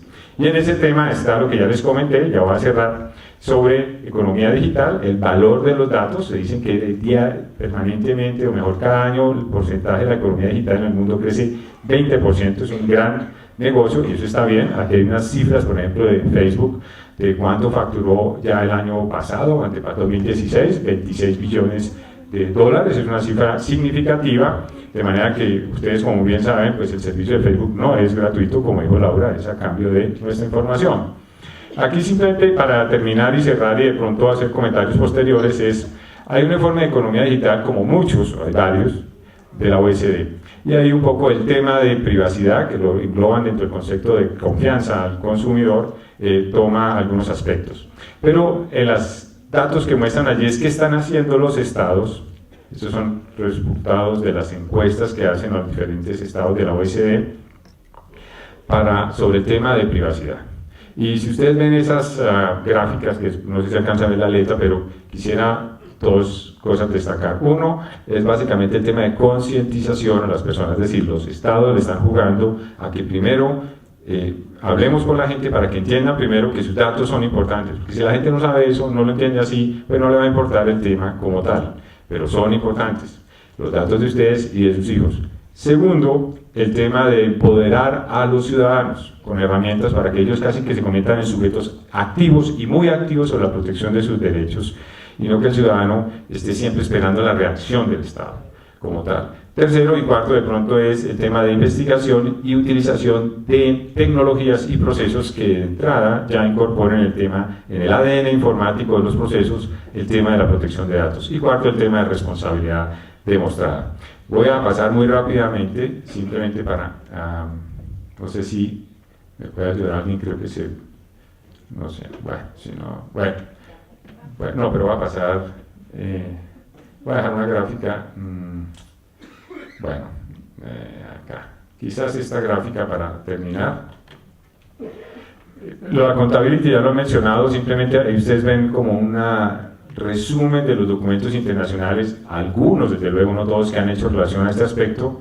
Esto viene, no es un tema, yo siempre veo que cuando hablan de accountability hablan desde Canadá de entrada. Yo creo que en Latinoamérica se hizo en Santa Cruz de la Sierra un documento importante que no es de accountability, es de autorregulación, pero ahí ya empezaba a tener el tema de accountability y se hablaba básicamente de medidas eficaces, medibles y verificables que aumentaran el nivel de protección de los derechos de las personas. Esa es la gran meta en esto. Esto implica tener buenas políticas de gobierno corporativo y tratamiento de datos en una organización. Esto implica, como uno ve en la Conferencia Internacional de Autoridades, en la resolución precisamente de Madrid, ahora en el documento de la OECD 2012-2013, en el nuevo reglamento europeo y en los estándares iberoamericanos de 2017, que pues ya se convirtió en un documento, en algo que primero era una medida proactiva y en otros países ya se convirtió en un principio. Pero todo apunta a enviar ese gran mensaje. Seamos responsables con el tratamiento de datos, pero ustedes me dicen, oiga, pero ser responsable, desde eso, desde pequeños nuestros papás nos han enseñado a ser responsables. O sea, ¿qué hay de nuevo aquí? O sea, ser responsable es un gran mensaje. Uno diría, no, lo que pasa es que no lo recuerdan. No se le olvide ser responsable con el tratamiento de los datos de la gente. ¿Y qué implica eso? Usted en su organización adopte medidas útiles, verificables y eficientes sobre la protección de los derechos de las personas. Para eso hay muchas guías, yo voy a pasar rápidamente, pero simplemente quisiera darles un ejemplo sobre esto, para en aras del tiempo, escúchenme que esto hay mucho texto. A ver. No sé si es que, bueno, hay una gráfica que demuestra que, por ejemplo, en Colombia, ¿por qué se queja la gente de protección de datos ante la Corte Constitucional y la Autoridad de Protección de Datos? Por el tema de calidad de la información. Es decir, y eso es muy importante mirar nuestras bases de datos. Si tenemos bases de datos donde la información no es de calidad, hay que mirar si tenemos una base de datos o un basurero de datos. Porque eso afecta los derechos de la gente y tampoco le sirve a la organización, ¿sí? Como tal. Bueno, el caso es que por la Corte Constitucional son 80% del motivo de las acciones de tutela es por calidad de la información y las multas 52%. Si estamos en un escenario de accountability, implica esta pregunta: ¿qué está haciendo usted responsable del tratamiento para que la información que tenga usted en sus bases de datos sea de calidad? ¿Está siendo un mero recolector de información sin ningunos filtros de calidad? ¿Está actualizando la información? Sí, perfecto. O no, pero ese es solo un ejemplo en temas de accountability. ¿Qué estamos haciendo por eso? ¿Lo que se está haciendo es útil, sí o no? Porque no es, estos temas no es tomar una medida hoy, sino mirar mañana o pasado mañana si eso que hicimos funciona y si podemos mejorarlo permanentemente. Básicamente son como los mensajes. Yo voy a terminar acá para dar la palabra a mi colega y quizás mejor si hay preguntas, pues tenga la oportunidad de hablar de un punto específico. Muchísimas gracias, muy amables.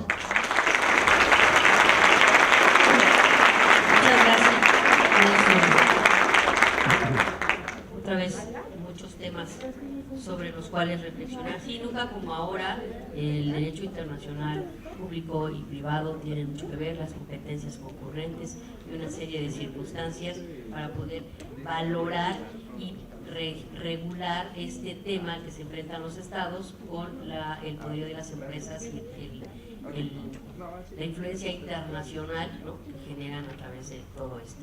La verdad es que sí, y bueno, yo tengo una esperanza.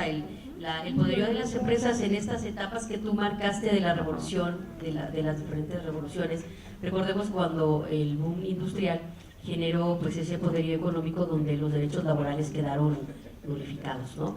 Y con el tiempo se fue trabajando para generar la normatividad que posicionara a los trabajadores con una gran cantidad de derechos. Yo creo que frente a las empresas también debemos ir trabajando en generar toda esa normatividad que defienda nuestros derechos y que bueno, aunque se tarde 100 años como se tardó en el caso del derecho laboral y se sigue tardando, pues en el caso de todos estos contextos, pues podamos ir defendiendo nuestros derechos pronto. Pero sobre todo este tema de generar cómo somos responsables, ¿no? Primero que nada, y qué estamos haciendo los gobiernos para hacer que los ciudadanos sean responsables, creo que es lo que puede ayudar a ir impulsando este tema.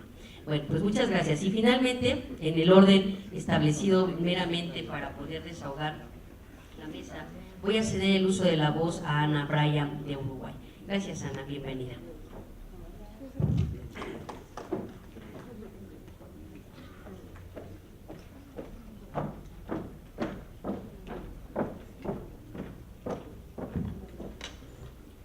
Hola, buenos días a todos. Agradezco en primer lugar, no puedo menos que agradecer al InfoDF la posibilidad que me da de estar aquí compartiendo con ustedes estos días y en especial a los señores comisionados y la comisionada Elsa Viviana Peralta. Bueno, gracias.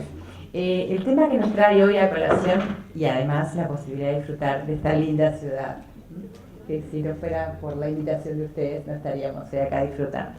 El tema que me trae acá y que nos trae como panel completo tiene que ver con el contexto internacional en protección de datos. Es un tema en realidad amplio que habla también de responsabilidad demostrada. Yo tomé el aspecto que tiene que ver con contexto y vamos a analizar lo que es la realidad iberoamericana en protección de datos personales.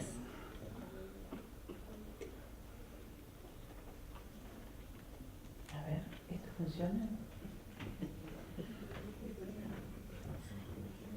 Acá. Ahí. Ok.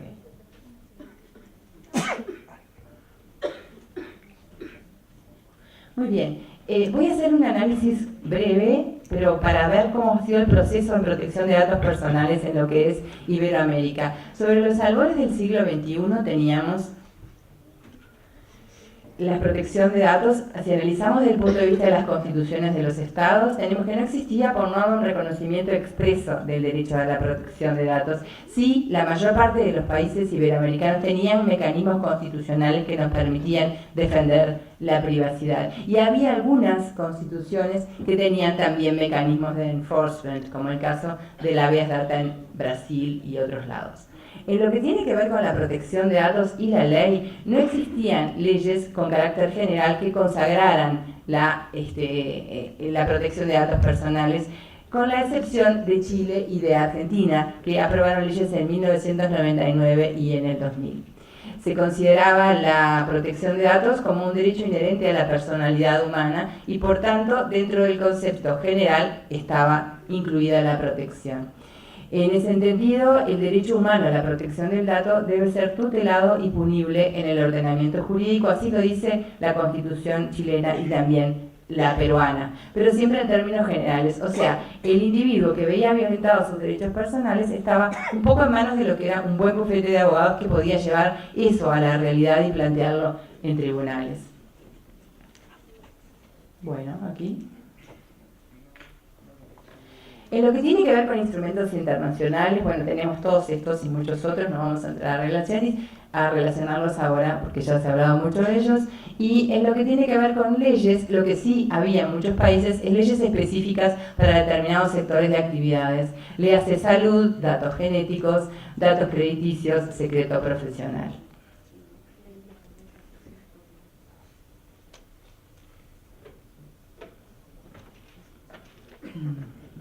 No, no estamos.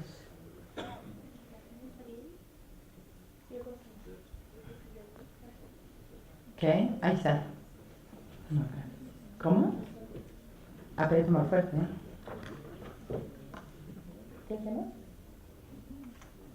Como quieras. Sí, como quieras.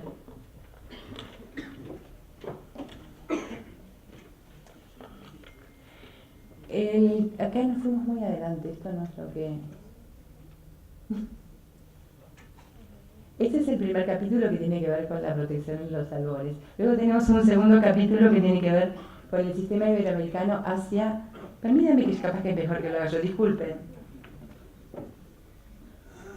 Cuando se va acercando al sistema europeo, ¿cómo es que se produce?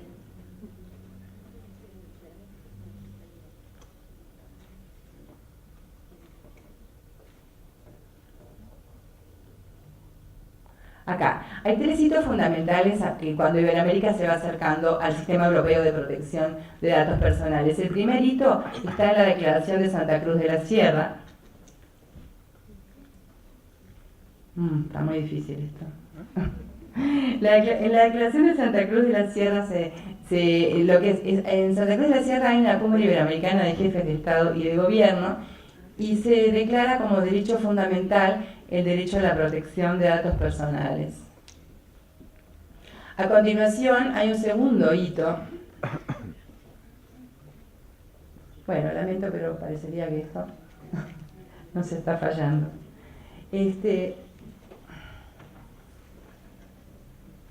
A continuación hay un segundo hito que es aquí salió lo de Santa Cruz de la Sierra. Es lento, pero llega. O sea, lo que se hace es generar conciencia del derecho fundamental a la protección de datos personales.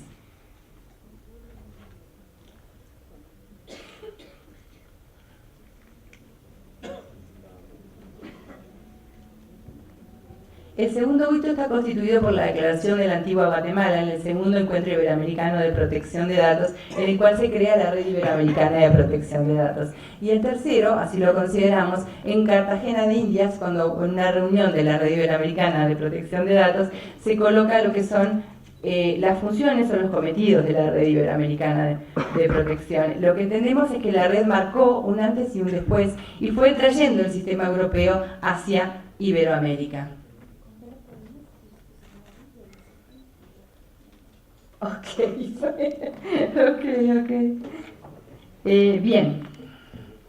Entonces, se colocan lo que son las funciones, los elementos de trabajo dentro de lo que es la Red Iberoamericana de Protección de Datos como con una integración con la finalidad de proveer de consultas, proveer de intercambio de información y poder darnos... Cambie, por favor. Sí, adelante. Adelante. Adelante. Ahí está. Estos son los 3 elementos que son lo que constituye la labor de la Red Iberoamericana de Protección de Datos. Sí, y con esto estamos hablando de lo que es el tercer hito que entendemos en lo que es el proceso de Iberoamérica acercarse al sistema de protección de datos europeos. Adelante. ¿Cómo está funcionando hoy por hoy actualmente, o sea, en el día de hoy, la protección de datos personales como sistema iberoamericano? Adelante. Tenemos países que tienen leyes generales de protección de datos, es el caso de Argentina, Uruguay, México, esto pretende ser una idea macro, ¿no? Perú, Costa Rica, Nicaragua, Colombia y República Dominicana, y otros países que tienen proyectos en análisis que están avanzados, como es el caso de Brasil y Chile. Hemos sabido recientemente también que tenemos el caso de Panamá, y que también tiene un proyecto de ley en análisis y que está en funcionamiento a nivel parlamentario. Sí, adelante. De todos estos países, solamente Argentina y Uruguay fueron declarados como países dentro de lo que es el sistema adecuado de protección de datos de acuerdo con la Directiva 9546. Adelante. Y asimismo Uruguay es el único que ha ratificado la Convención 108, transformándose en ese momento como el país número 45 en ser parte del Convenio 108 y el primer país no europeo del mismo. Sí, adelante. ¿Cuáles son las novedades últimas entonces en lo que es la visión de Iberoamérica en protección de datos? Tenemos cambios en lo que tiene que ver con Argentina y tenemos cambios en lo que tiene que ver con Perú. Sí, adelante. En Argentina, por decreto de necesidad y urgencia, se incorporó como función del jefe de gobierno y ministros la de garantizar el efectivo ejercicio del derecho de acceso a información pública y controlar la aplicación de la ley de protección de datos personales. O sea, se estableció la autoridad y lo que existía era una autoridad específica dependiendo del Ministerio de Judiciales, pasó a depender de la Jefatura de Gabinete de Ministros. O sea, que se quitó lo que es una relativa autonomía que podía tener la protección de datos y pasó a estar funcionando operativamente conjuntamente con la Oficina de Acceso a la Información. En Perú, por su parte, el proceso que se hizo es más o menos similar. Por decreto legislativo se manifestó que se creaba la Autoridad de Transparencia y Acceso a la Información Pública como una forma de fortalecer el régimen de protección de datos y de regular los intereses de acceso y de protección. Y luego, a posteriori, lo que se hizo fue generar un órgano que dependía directamente del Despacho Viceministerial de Justicia. Bien, no sé cómo estoy de tiempo, si hablo del caso Uruguay o... ¿Sigo? Bien. Específicamente hacia adelante. En lo que tiene que ver con Uruguay, 3 puntos. En el 2008, cuando se aprobó la Ley de Protección de Datos con carácter general, en el 2012 que salió la Declaración de Adecuación conforme a la directiva, y en el 2013 la Ley 19.030 que ratificó el Convenio 108. A grandes líneas es lo que está sucediendo con protección de datos. ¿Y esto específicamente qué significa? Significa que existe la Declaración de la Protección de Datos Personales como derecho fundamental. Están establecidos claramente cuáles son los principios, las obligaciones, los derechos de los ciudadanos y los residentes, y además hay una agencia de protección de datos que se entiende autónoma e independiente. Adelante. Hay una serie de decretos también que marcan la tónica de cómo ha estado trabajando el gobierno uruguayo. O sea, la presentación que estoy trayendo a colación en este momento tiene que ver con aspectos normativos exclusivamente, ¿no? Pero bueno, por el decreto 92 del 2014, los nombres de dominio de la Administración Central pasaron a ser obligatoriamente GUB o MIL, cosa que no existía anteriormente, pero luego empezó a irse implementando. Sí, adelante. Luego, la regulación que tiene que ver con los incidentes de seguridad, que se buscó que estuviera canalizada por medio del órgano de gobierno electrónico que se llama GESIC en Uruguay. Sí, adelante.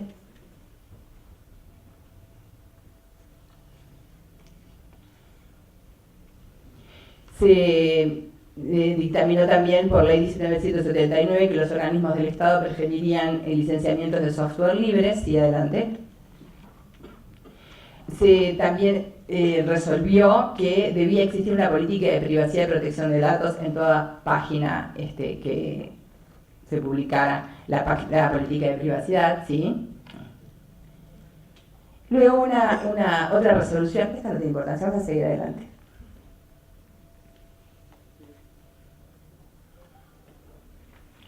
Esta tiene que ver con motores de búsqueda, sí, adelante. Entonces, planteado lo que es el aspecto normativo específico de Uruguay, también queremos plantear un poco lo que son nuestras preocupaciones. Somos conscientes de algunos efectos y queremos plantear las preocupaciones que nos trae a colación el régimen normativo uruguayo. En primer lugar, como bien decía la comisionada ciudadana, la expansión de la vigilancia es algo que preocupa de todos lados, pero en Uruguay también. Por otro lado, la colaboración entre el gobierno y los vendedores de tecnologías de vigilancia que se ha dado en los últimos tiempos. Las decisiones que pueden hacerse tomadas analizando los comportamientos, los datos abiertos cuando se trata de datos personales de salud, con todos los riesgos que esto implica, la protección de datos en organismos públicos, que se entiende que está tal vez más descuidada de lo que quisiéramos, las amenazas a la privacidad en los sistemas de comunicaciones, la falta de un control social a todos estos elementos, las amenazas a la libertad de expresión, al acceso a la información, y todos este tipo de amenazas que tienen que ver con protección de datos personales y que nos inducen a la discriminación. Sí, adelante. Entonces, adelante.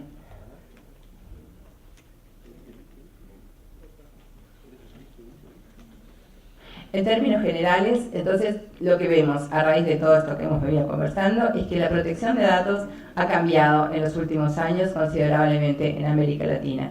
Todo el panorama general de protección de datos se ha diversificado totalmente de lo que era anteriormente. Como que parecería que vamos hacia un sistema que se ha ido perfeccionando y que provee de mayores posibilidades de defender sus derechos a los ciudadanos.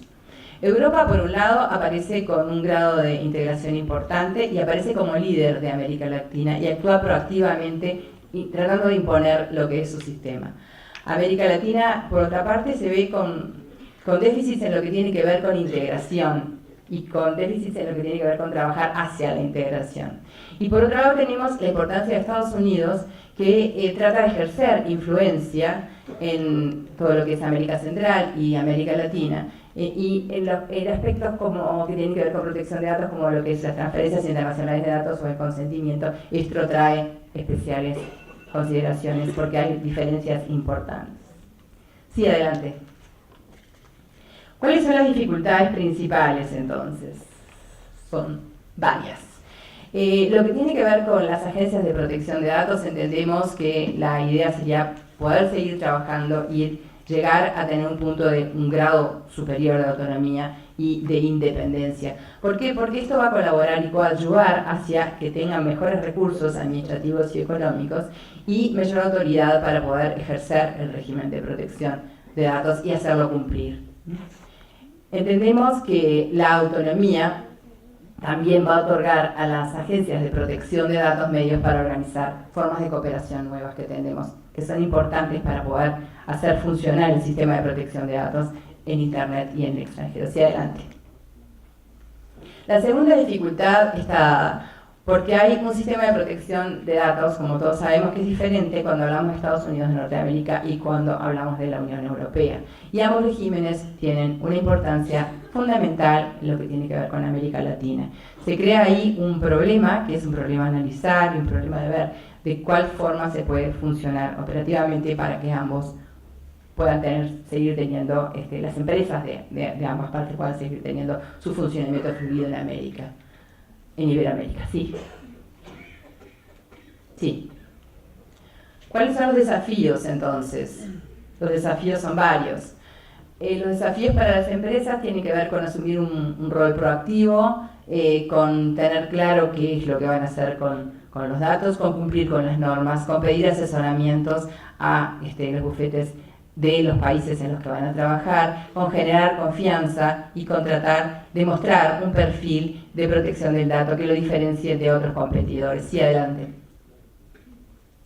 Cuando hablamos de América Latina entendemos que los sistemas de integración pasarían a tener algo muy importante, o sea, serían un punto fundamental para que el sistema de protección de datos sea efectivo, sea bueno.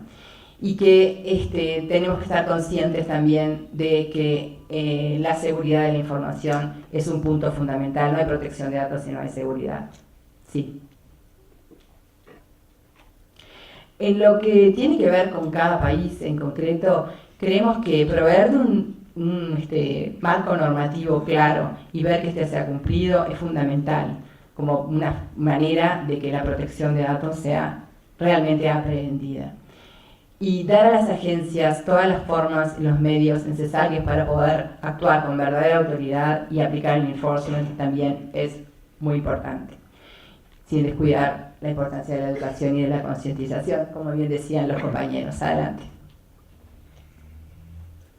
Entonces, en definitiva, ¿qué necesita el sistema iberoamericano de protección de datos?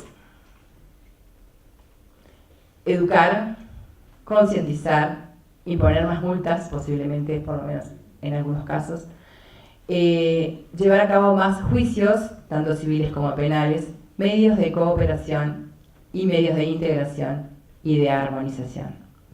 Les agradezco su atención.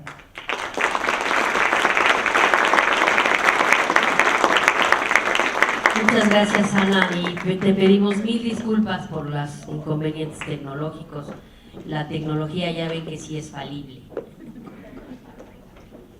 Entonces, bueno, pues aún así el ser humano sale adelante con ellas, se las arregla siempre. De verdad, he visto que se arreglan cuestiones tecnológicas con siempre cuestiones manuales, ¿no? O sea, te regresa siempre a algo manual.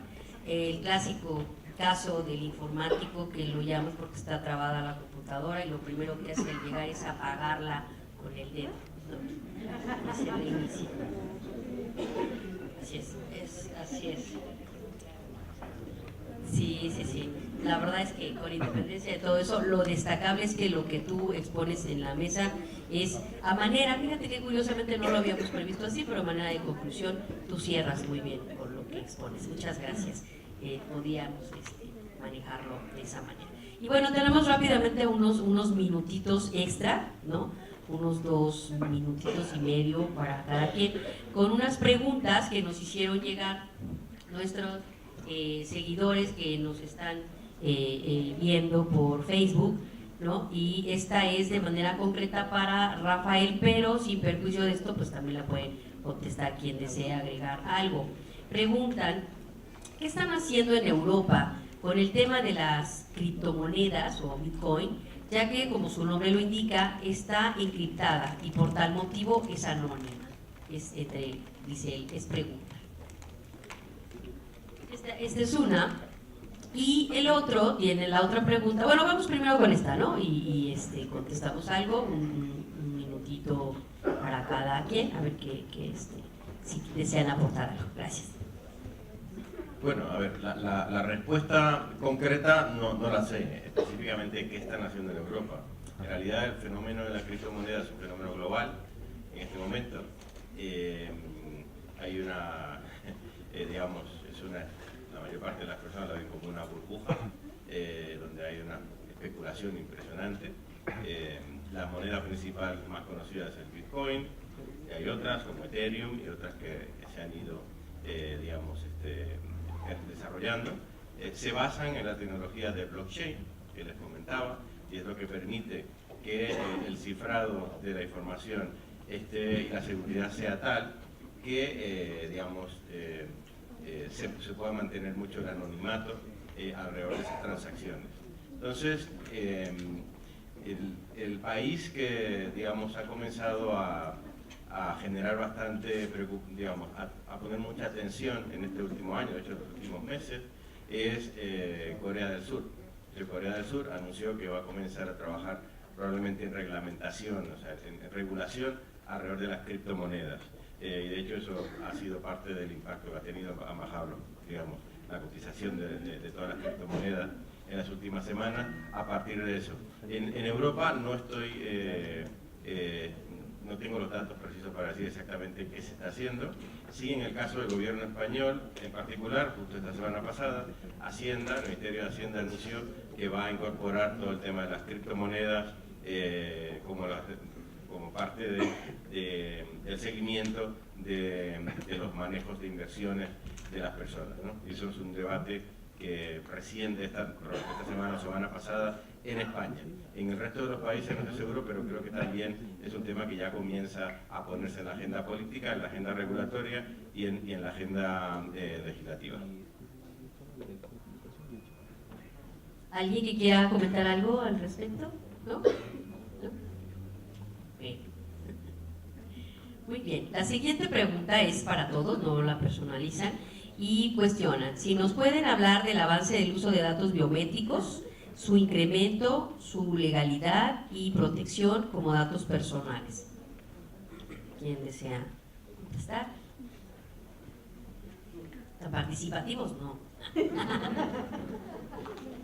Bueno, quizás sobre los datos biométricos plantear que ya en algunas regulaciones expresamente están considerados como información sensible, y cuando estamos frente a información sensible lo que piden algunas regulaciones expresamente o si no algunos jueces es una responsabilidad reforzada. Ya lo comentaba, reforzada implica mayores medidas de seguridad, mayores restricciones de acceso, uso y circulación de esa información. Hay países, por ejemplo, que por regla general en cuanto a datos sensibles, la regla es la prohibición, pero vía excepciones se permite. Hay casos que he encontrado ya extremos, y eso es la regulación colombiana, porque cuando uno coloca una regulación en términos absolutos, por ser extremista, creo que ya es errónea. Pero hay un artículo de la regulación colombiana que dice que ninguna actividad podrá condicionarse a la entrega de datos sensibles. Ninguna actividad. Entonces, si uno va al médico y le dicen qué le pasa, dice no le quiero decir porque son datos sensibles. Puede llegar a esos extremos ridículos como tal, ¿sí? Y así quedó redactada, o sea, no han cambiado la norma, pero quedó a eso. Simplemente quería plantearlo a títulos anecdóticos. Desde luego el tratamiento de datos sensibles como los biométricos es necesario, es importante, pero obviamente también es una gran responsabilidad. No sé qué suceda en México y en otros países, pero cada día más el sistema de identificación nuestro son nuestras huellas particularmente, ¿no? Fíjense en los temas de voto electrónico y todas las cuestiones, está acá con nuestras huellas. Entonces, se está convirtiendo en una información de vital importancia estratégica, no solo para el titular del dato, sino para otras cuestiones que pueden suceder, por ejemplo, como suplantaciones de identidad. Yo dejo ahí, no sé si algún colega. Sí. A ver, desde la perspectiva de la tecnología, básicamente lo que son los datos biométricos son datos, ¿sí? Y los tratamos igual que todos los datos, le aplicamos todas las técnicas, las metodologías que tengamos, pero digamos, en línea con todos los trabajos de protección de datos personales, con todos los nuevos retos que nos plantea, por ejemplo, la computación en la nube, donde los datos pueden salir para ser tratados en cualquier lugar donde haya la capacidad en ese momento disponible en la nube. Eso nos plantea una serie de retos que hace que cuando lleguemos a los datos se hayan comenzado a desarrollar una serie de disciplinas. Y la disciplina que más, o la práctica que más se está utilizando, es lo que llamamos data clasificación de los datos. Entonces se van clasificando los datos por su nivel de relevancia, criticidad o por su nivel de críticos como tal de los datos. Y se le da un perfil de tratamiento por categorías donde hay datos que se dice este dato no sale de esta institución, por ejemplo. Y otros datos que sí se permite que se puedan mover, que puedan salir a la nube, que puedan ser tratados y regresar como resultados, ¿no? Con unas condiciones muy específicas, con anónimos, etcétera, etcétera. Todo eso es un área muy interesante que se está desarrollando, se están aplicando en instituciones de gobierno y en empresas, que es la clasificación de los datos para asegurar que el tratamiento de los datos sea arreglado en función de cuán crítico sea el dato. Yo creo que los datos biométricos en general son datos de alta sensibilidad, por lo tanto en los modelos y estos criterios se le aplican generalmente el máximo de rigor. Yo me gustaría solamente agregar un par de cosas. En Uruguay nosotros a los datos biométricos los tratamos, igual que en Colombia, como datos sensibles, por supuesto. Pero de hecho nuestra ley actual vigente de protección de datos no tiene ninguna referencia a los datos biométricos. Por tanto, en la medida que estamos embarcados en una suerte de modificación normativa a los efectos de tener una cercanía mayor con el Reglamento Europeo de Protección de Datos, entre las cosas que en este momento se están planteando para incluir está precisamente el tema de los datos biométricos en forma específica, en tanto conceptualmente hablando, para que hablemos todos de lo mismo cuando hablamos de datos biométricos, o mejor dicho, para que en el Uruguay todos quienes quieran determinar qué es lo que la normativa legal prevé como dato biométrico, pensemos igual, además de alguna regulación particular vinculada con estos. Esto es una cuestión que está en proceso de elaboración y esperamos que más o menos a mitad de año ya esté con tratamiento legislativo. Bueno, pues esas son las preguntas que nos hicieron llegar. Realmente los temas que desarrollaron todos y cada uno de ustedes fueron muy precisos.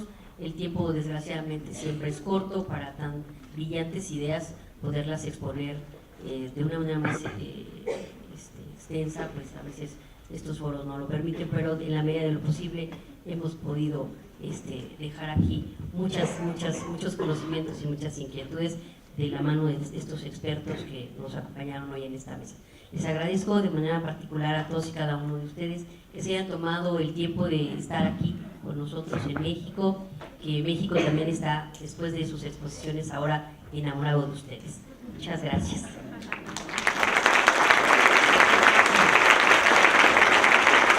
Bueno, pues vamos a concluir esta mesa para pedirles que no se vayan de manera inmediata. Vamos a llevar a cabo una pequeña ceremonia de clausura muy breve para ya no agotarnos tanto, y voy a entregar rápidamente los diplomas para quienes nos acompañaron, gracias, en este panel, que es para Rafael. Rafael, muchas gracias, felicidades otra vez.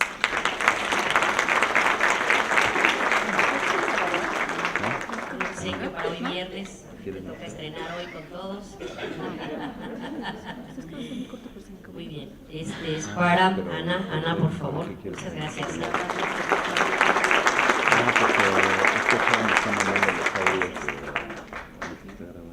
Perdón, Laura.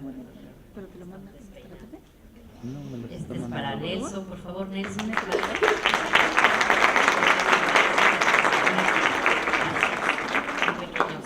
Gracias, de parte de todo México. Para Laura, Laura preciosa. Muchas gracias. Y también otro regalito. Este regalito fue con la intención de que sabemos que en todo el mundo a todas las personas les gusta el tequila y lo identifican mucho por México. Es entonces que cada que se tomen una cubita de tequila o lo que ustedes quieran ponerle a este tequilero, se acuerden de nuestro país. Ese es con la intención. Muchas gracias. Gracias y los esperamos pronto. Gracias a todos ustedes por su presencia, su tiempo y su paciencia. Y damos paso de manera inmediata, por favor, si nos acompañan de este lado. Invitamos a nuestros panelistas a permanecer en el presidium para dar paso a la clausura del seminario Falta la internacional. foto, falta una foto. Sí, perdón. Falta la foto.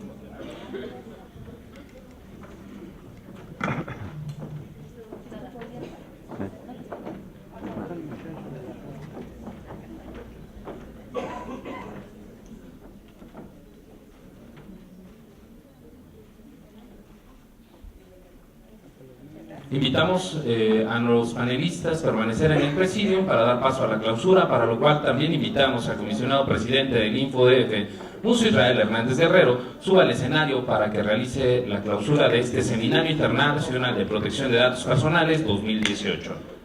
Pues, muy buenas tardes a todos y todas ustedes.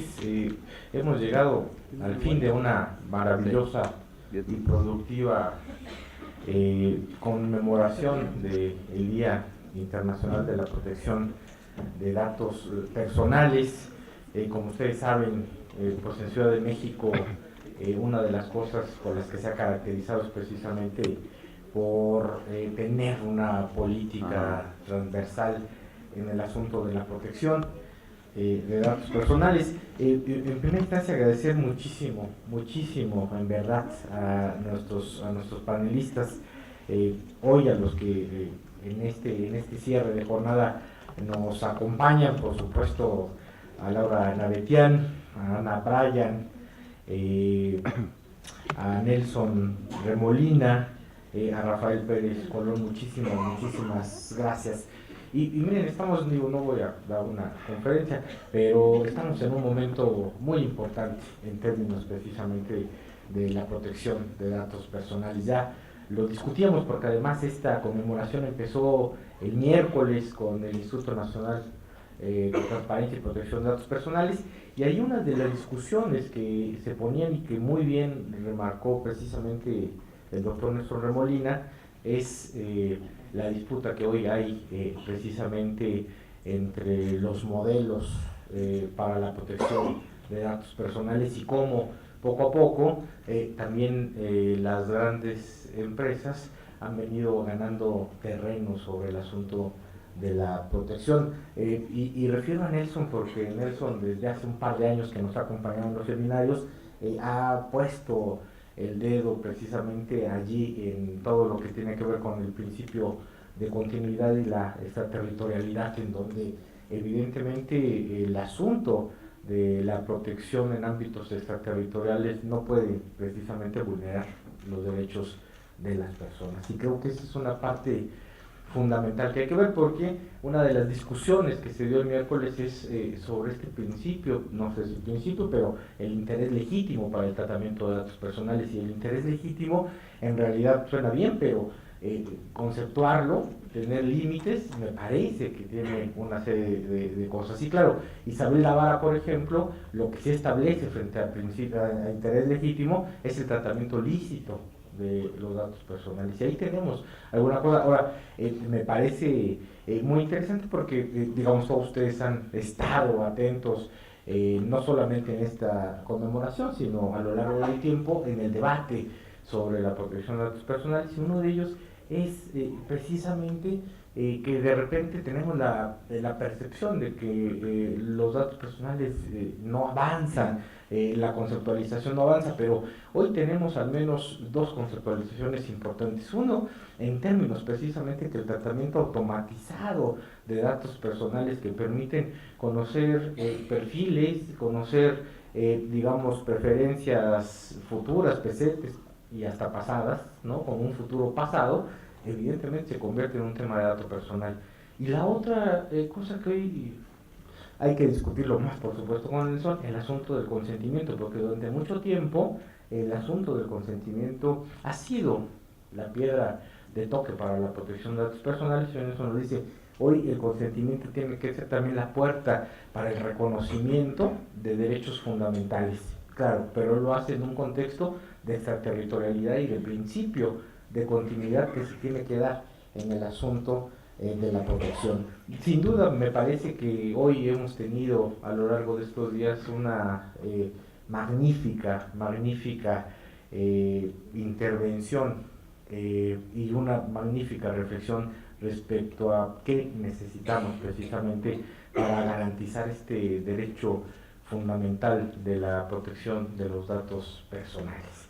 Y creo que, como siempre, el Instituto de Acceso a la Información Pública, Protección de Datos Personales de la Ciudad de México, pues ha puesto su grano de arena precisamente en esta construcción que debe de ser, como bien se decía, en uno de los derechos más importantes del siglo XXI, que es la protección de datos personales. Hoy que anda tan devaluado el petróleo, los datos personales sin duda alguna son la riqueza de las naciones, diría Adam Smith. No me resta más que, en serio, agradecer a ustedes, por supuesto, la presencia y el seguimiento, a nuestros invitados, que además, como muy bien se decía acá, pues son ya invitados de la ciudad y de México. Pues agradecer a Isabel Davara, a Cedric, a Claudia López, a Laura Juanes, que ayer nos hizo una cosa de cómo va avanzando precisamente estas cosas en Facebook. Allá también tuvimos a Gloria de la Fuente, a René Eduardo Cárcamo, a Nimbe Leonor Aristegui, hoy por supuesto al doctor Miguel Recio Gallo, que anda por ahí abajo y que ha sido también un colaborador estratégico de este instituto. Y hoy reitero precisamente pues el agradecimiento a Laura Navetian, al doctor Rafael Pérez Colón, por supuesto a nuestro amigo muy admirado, de las personas que más admiramos, a Nelson Remolina, a Ana Bryan y por supuesto a todos ustedes. Que esta jornada de reflexión sobre datos personales ayude precisamente a que pues, un derecho fundamental no solamente sea reconocido, sino sobre todo sea exigible en los contextos en los que estamos. Agradecer a todos su presencia y damos por concluido, cuando menos por este año, esta jornada maravillosa de protección de datos personales. Que sea para bien de la ciudad y para bien de las personas. Muchísimas gracias y muy buenas tardes. Invitamos a los integrantes del presidio e invitados a tomarse la foto oficial.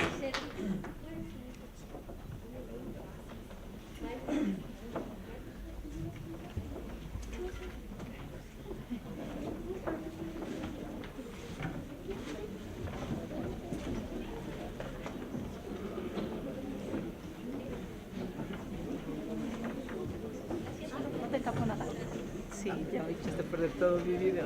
No, por alguna extraña razón. Es que estoy chiquita. Ah, Yo ándale, creo por yo eso. creo que sí.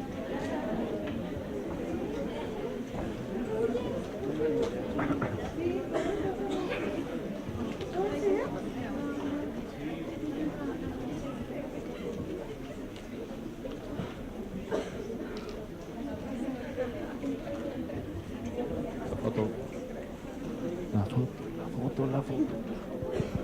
Bueno, foto.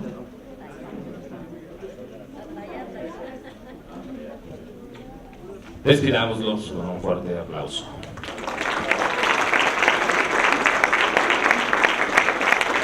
De esta manera damos por concluidos los trabajos del Seminario Internacional de Protección de Datos Personales 2018. Thank you.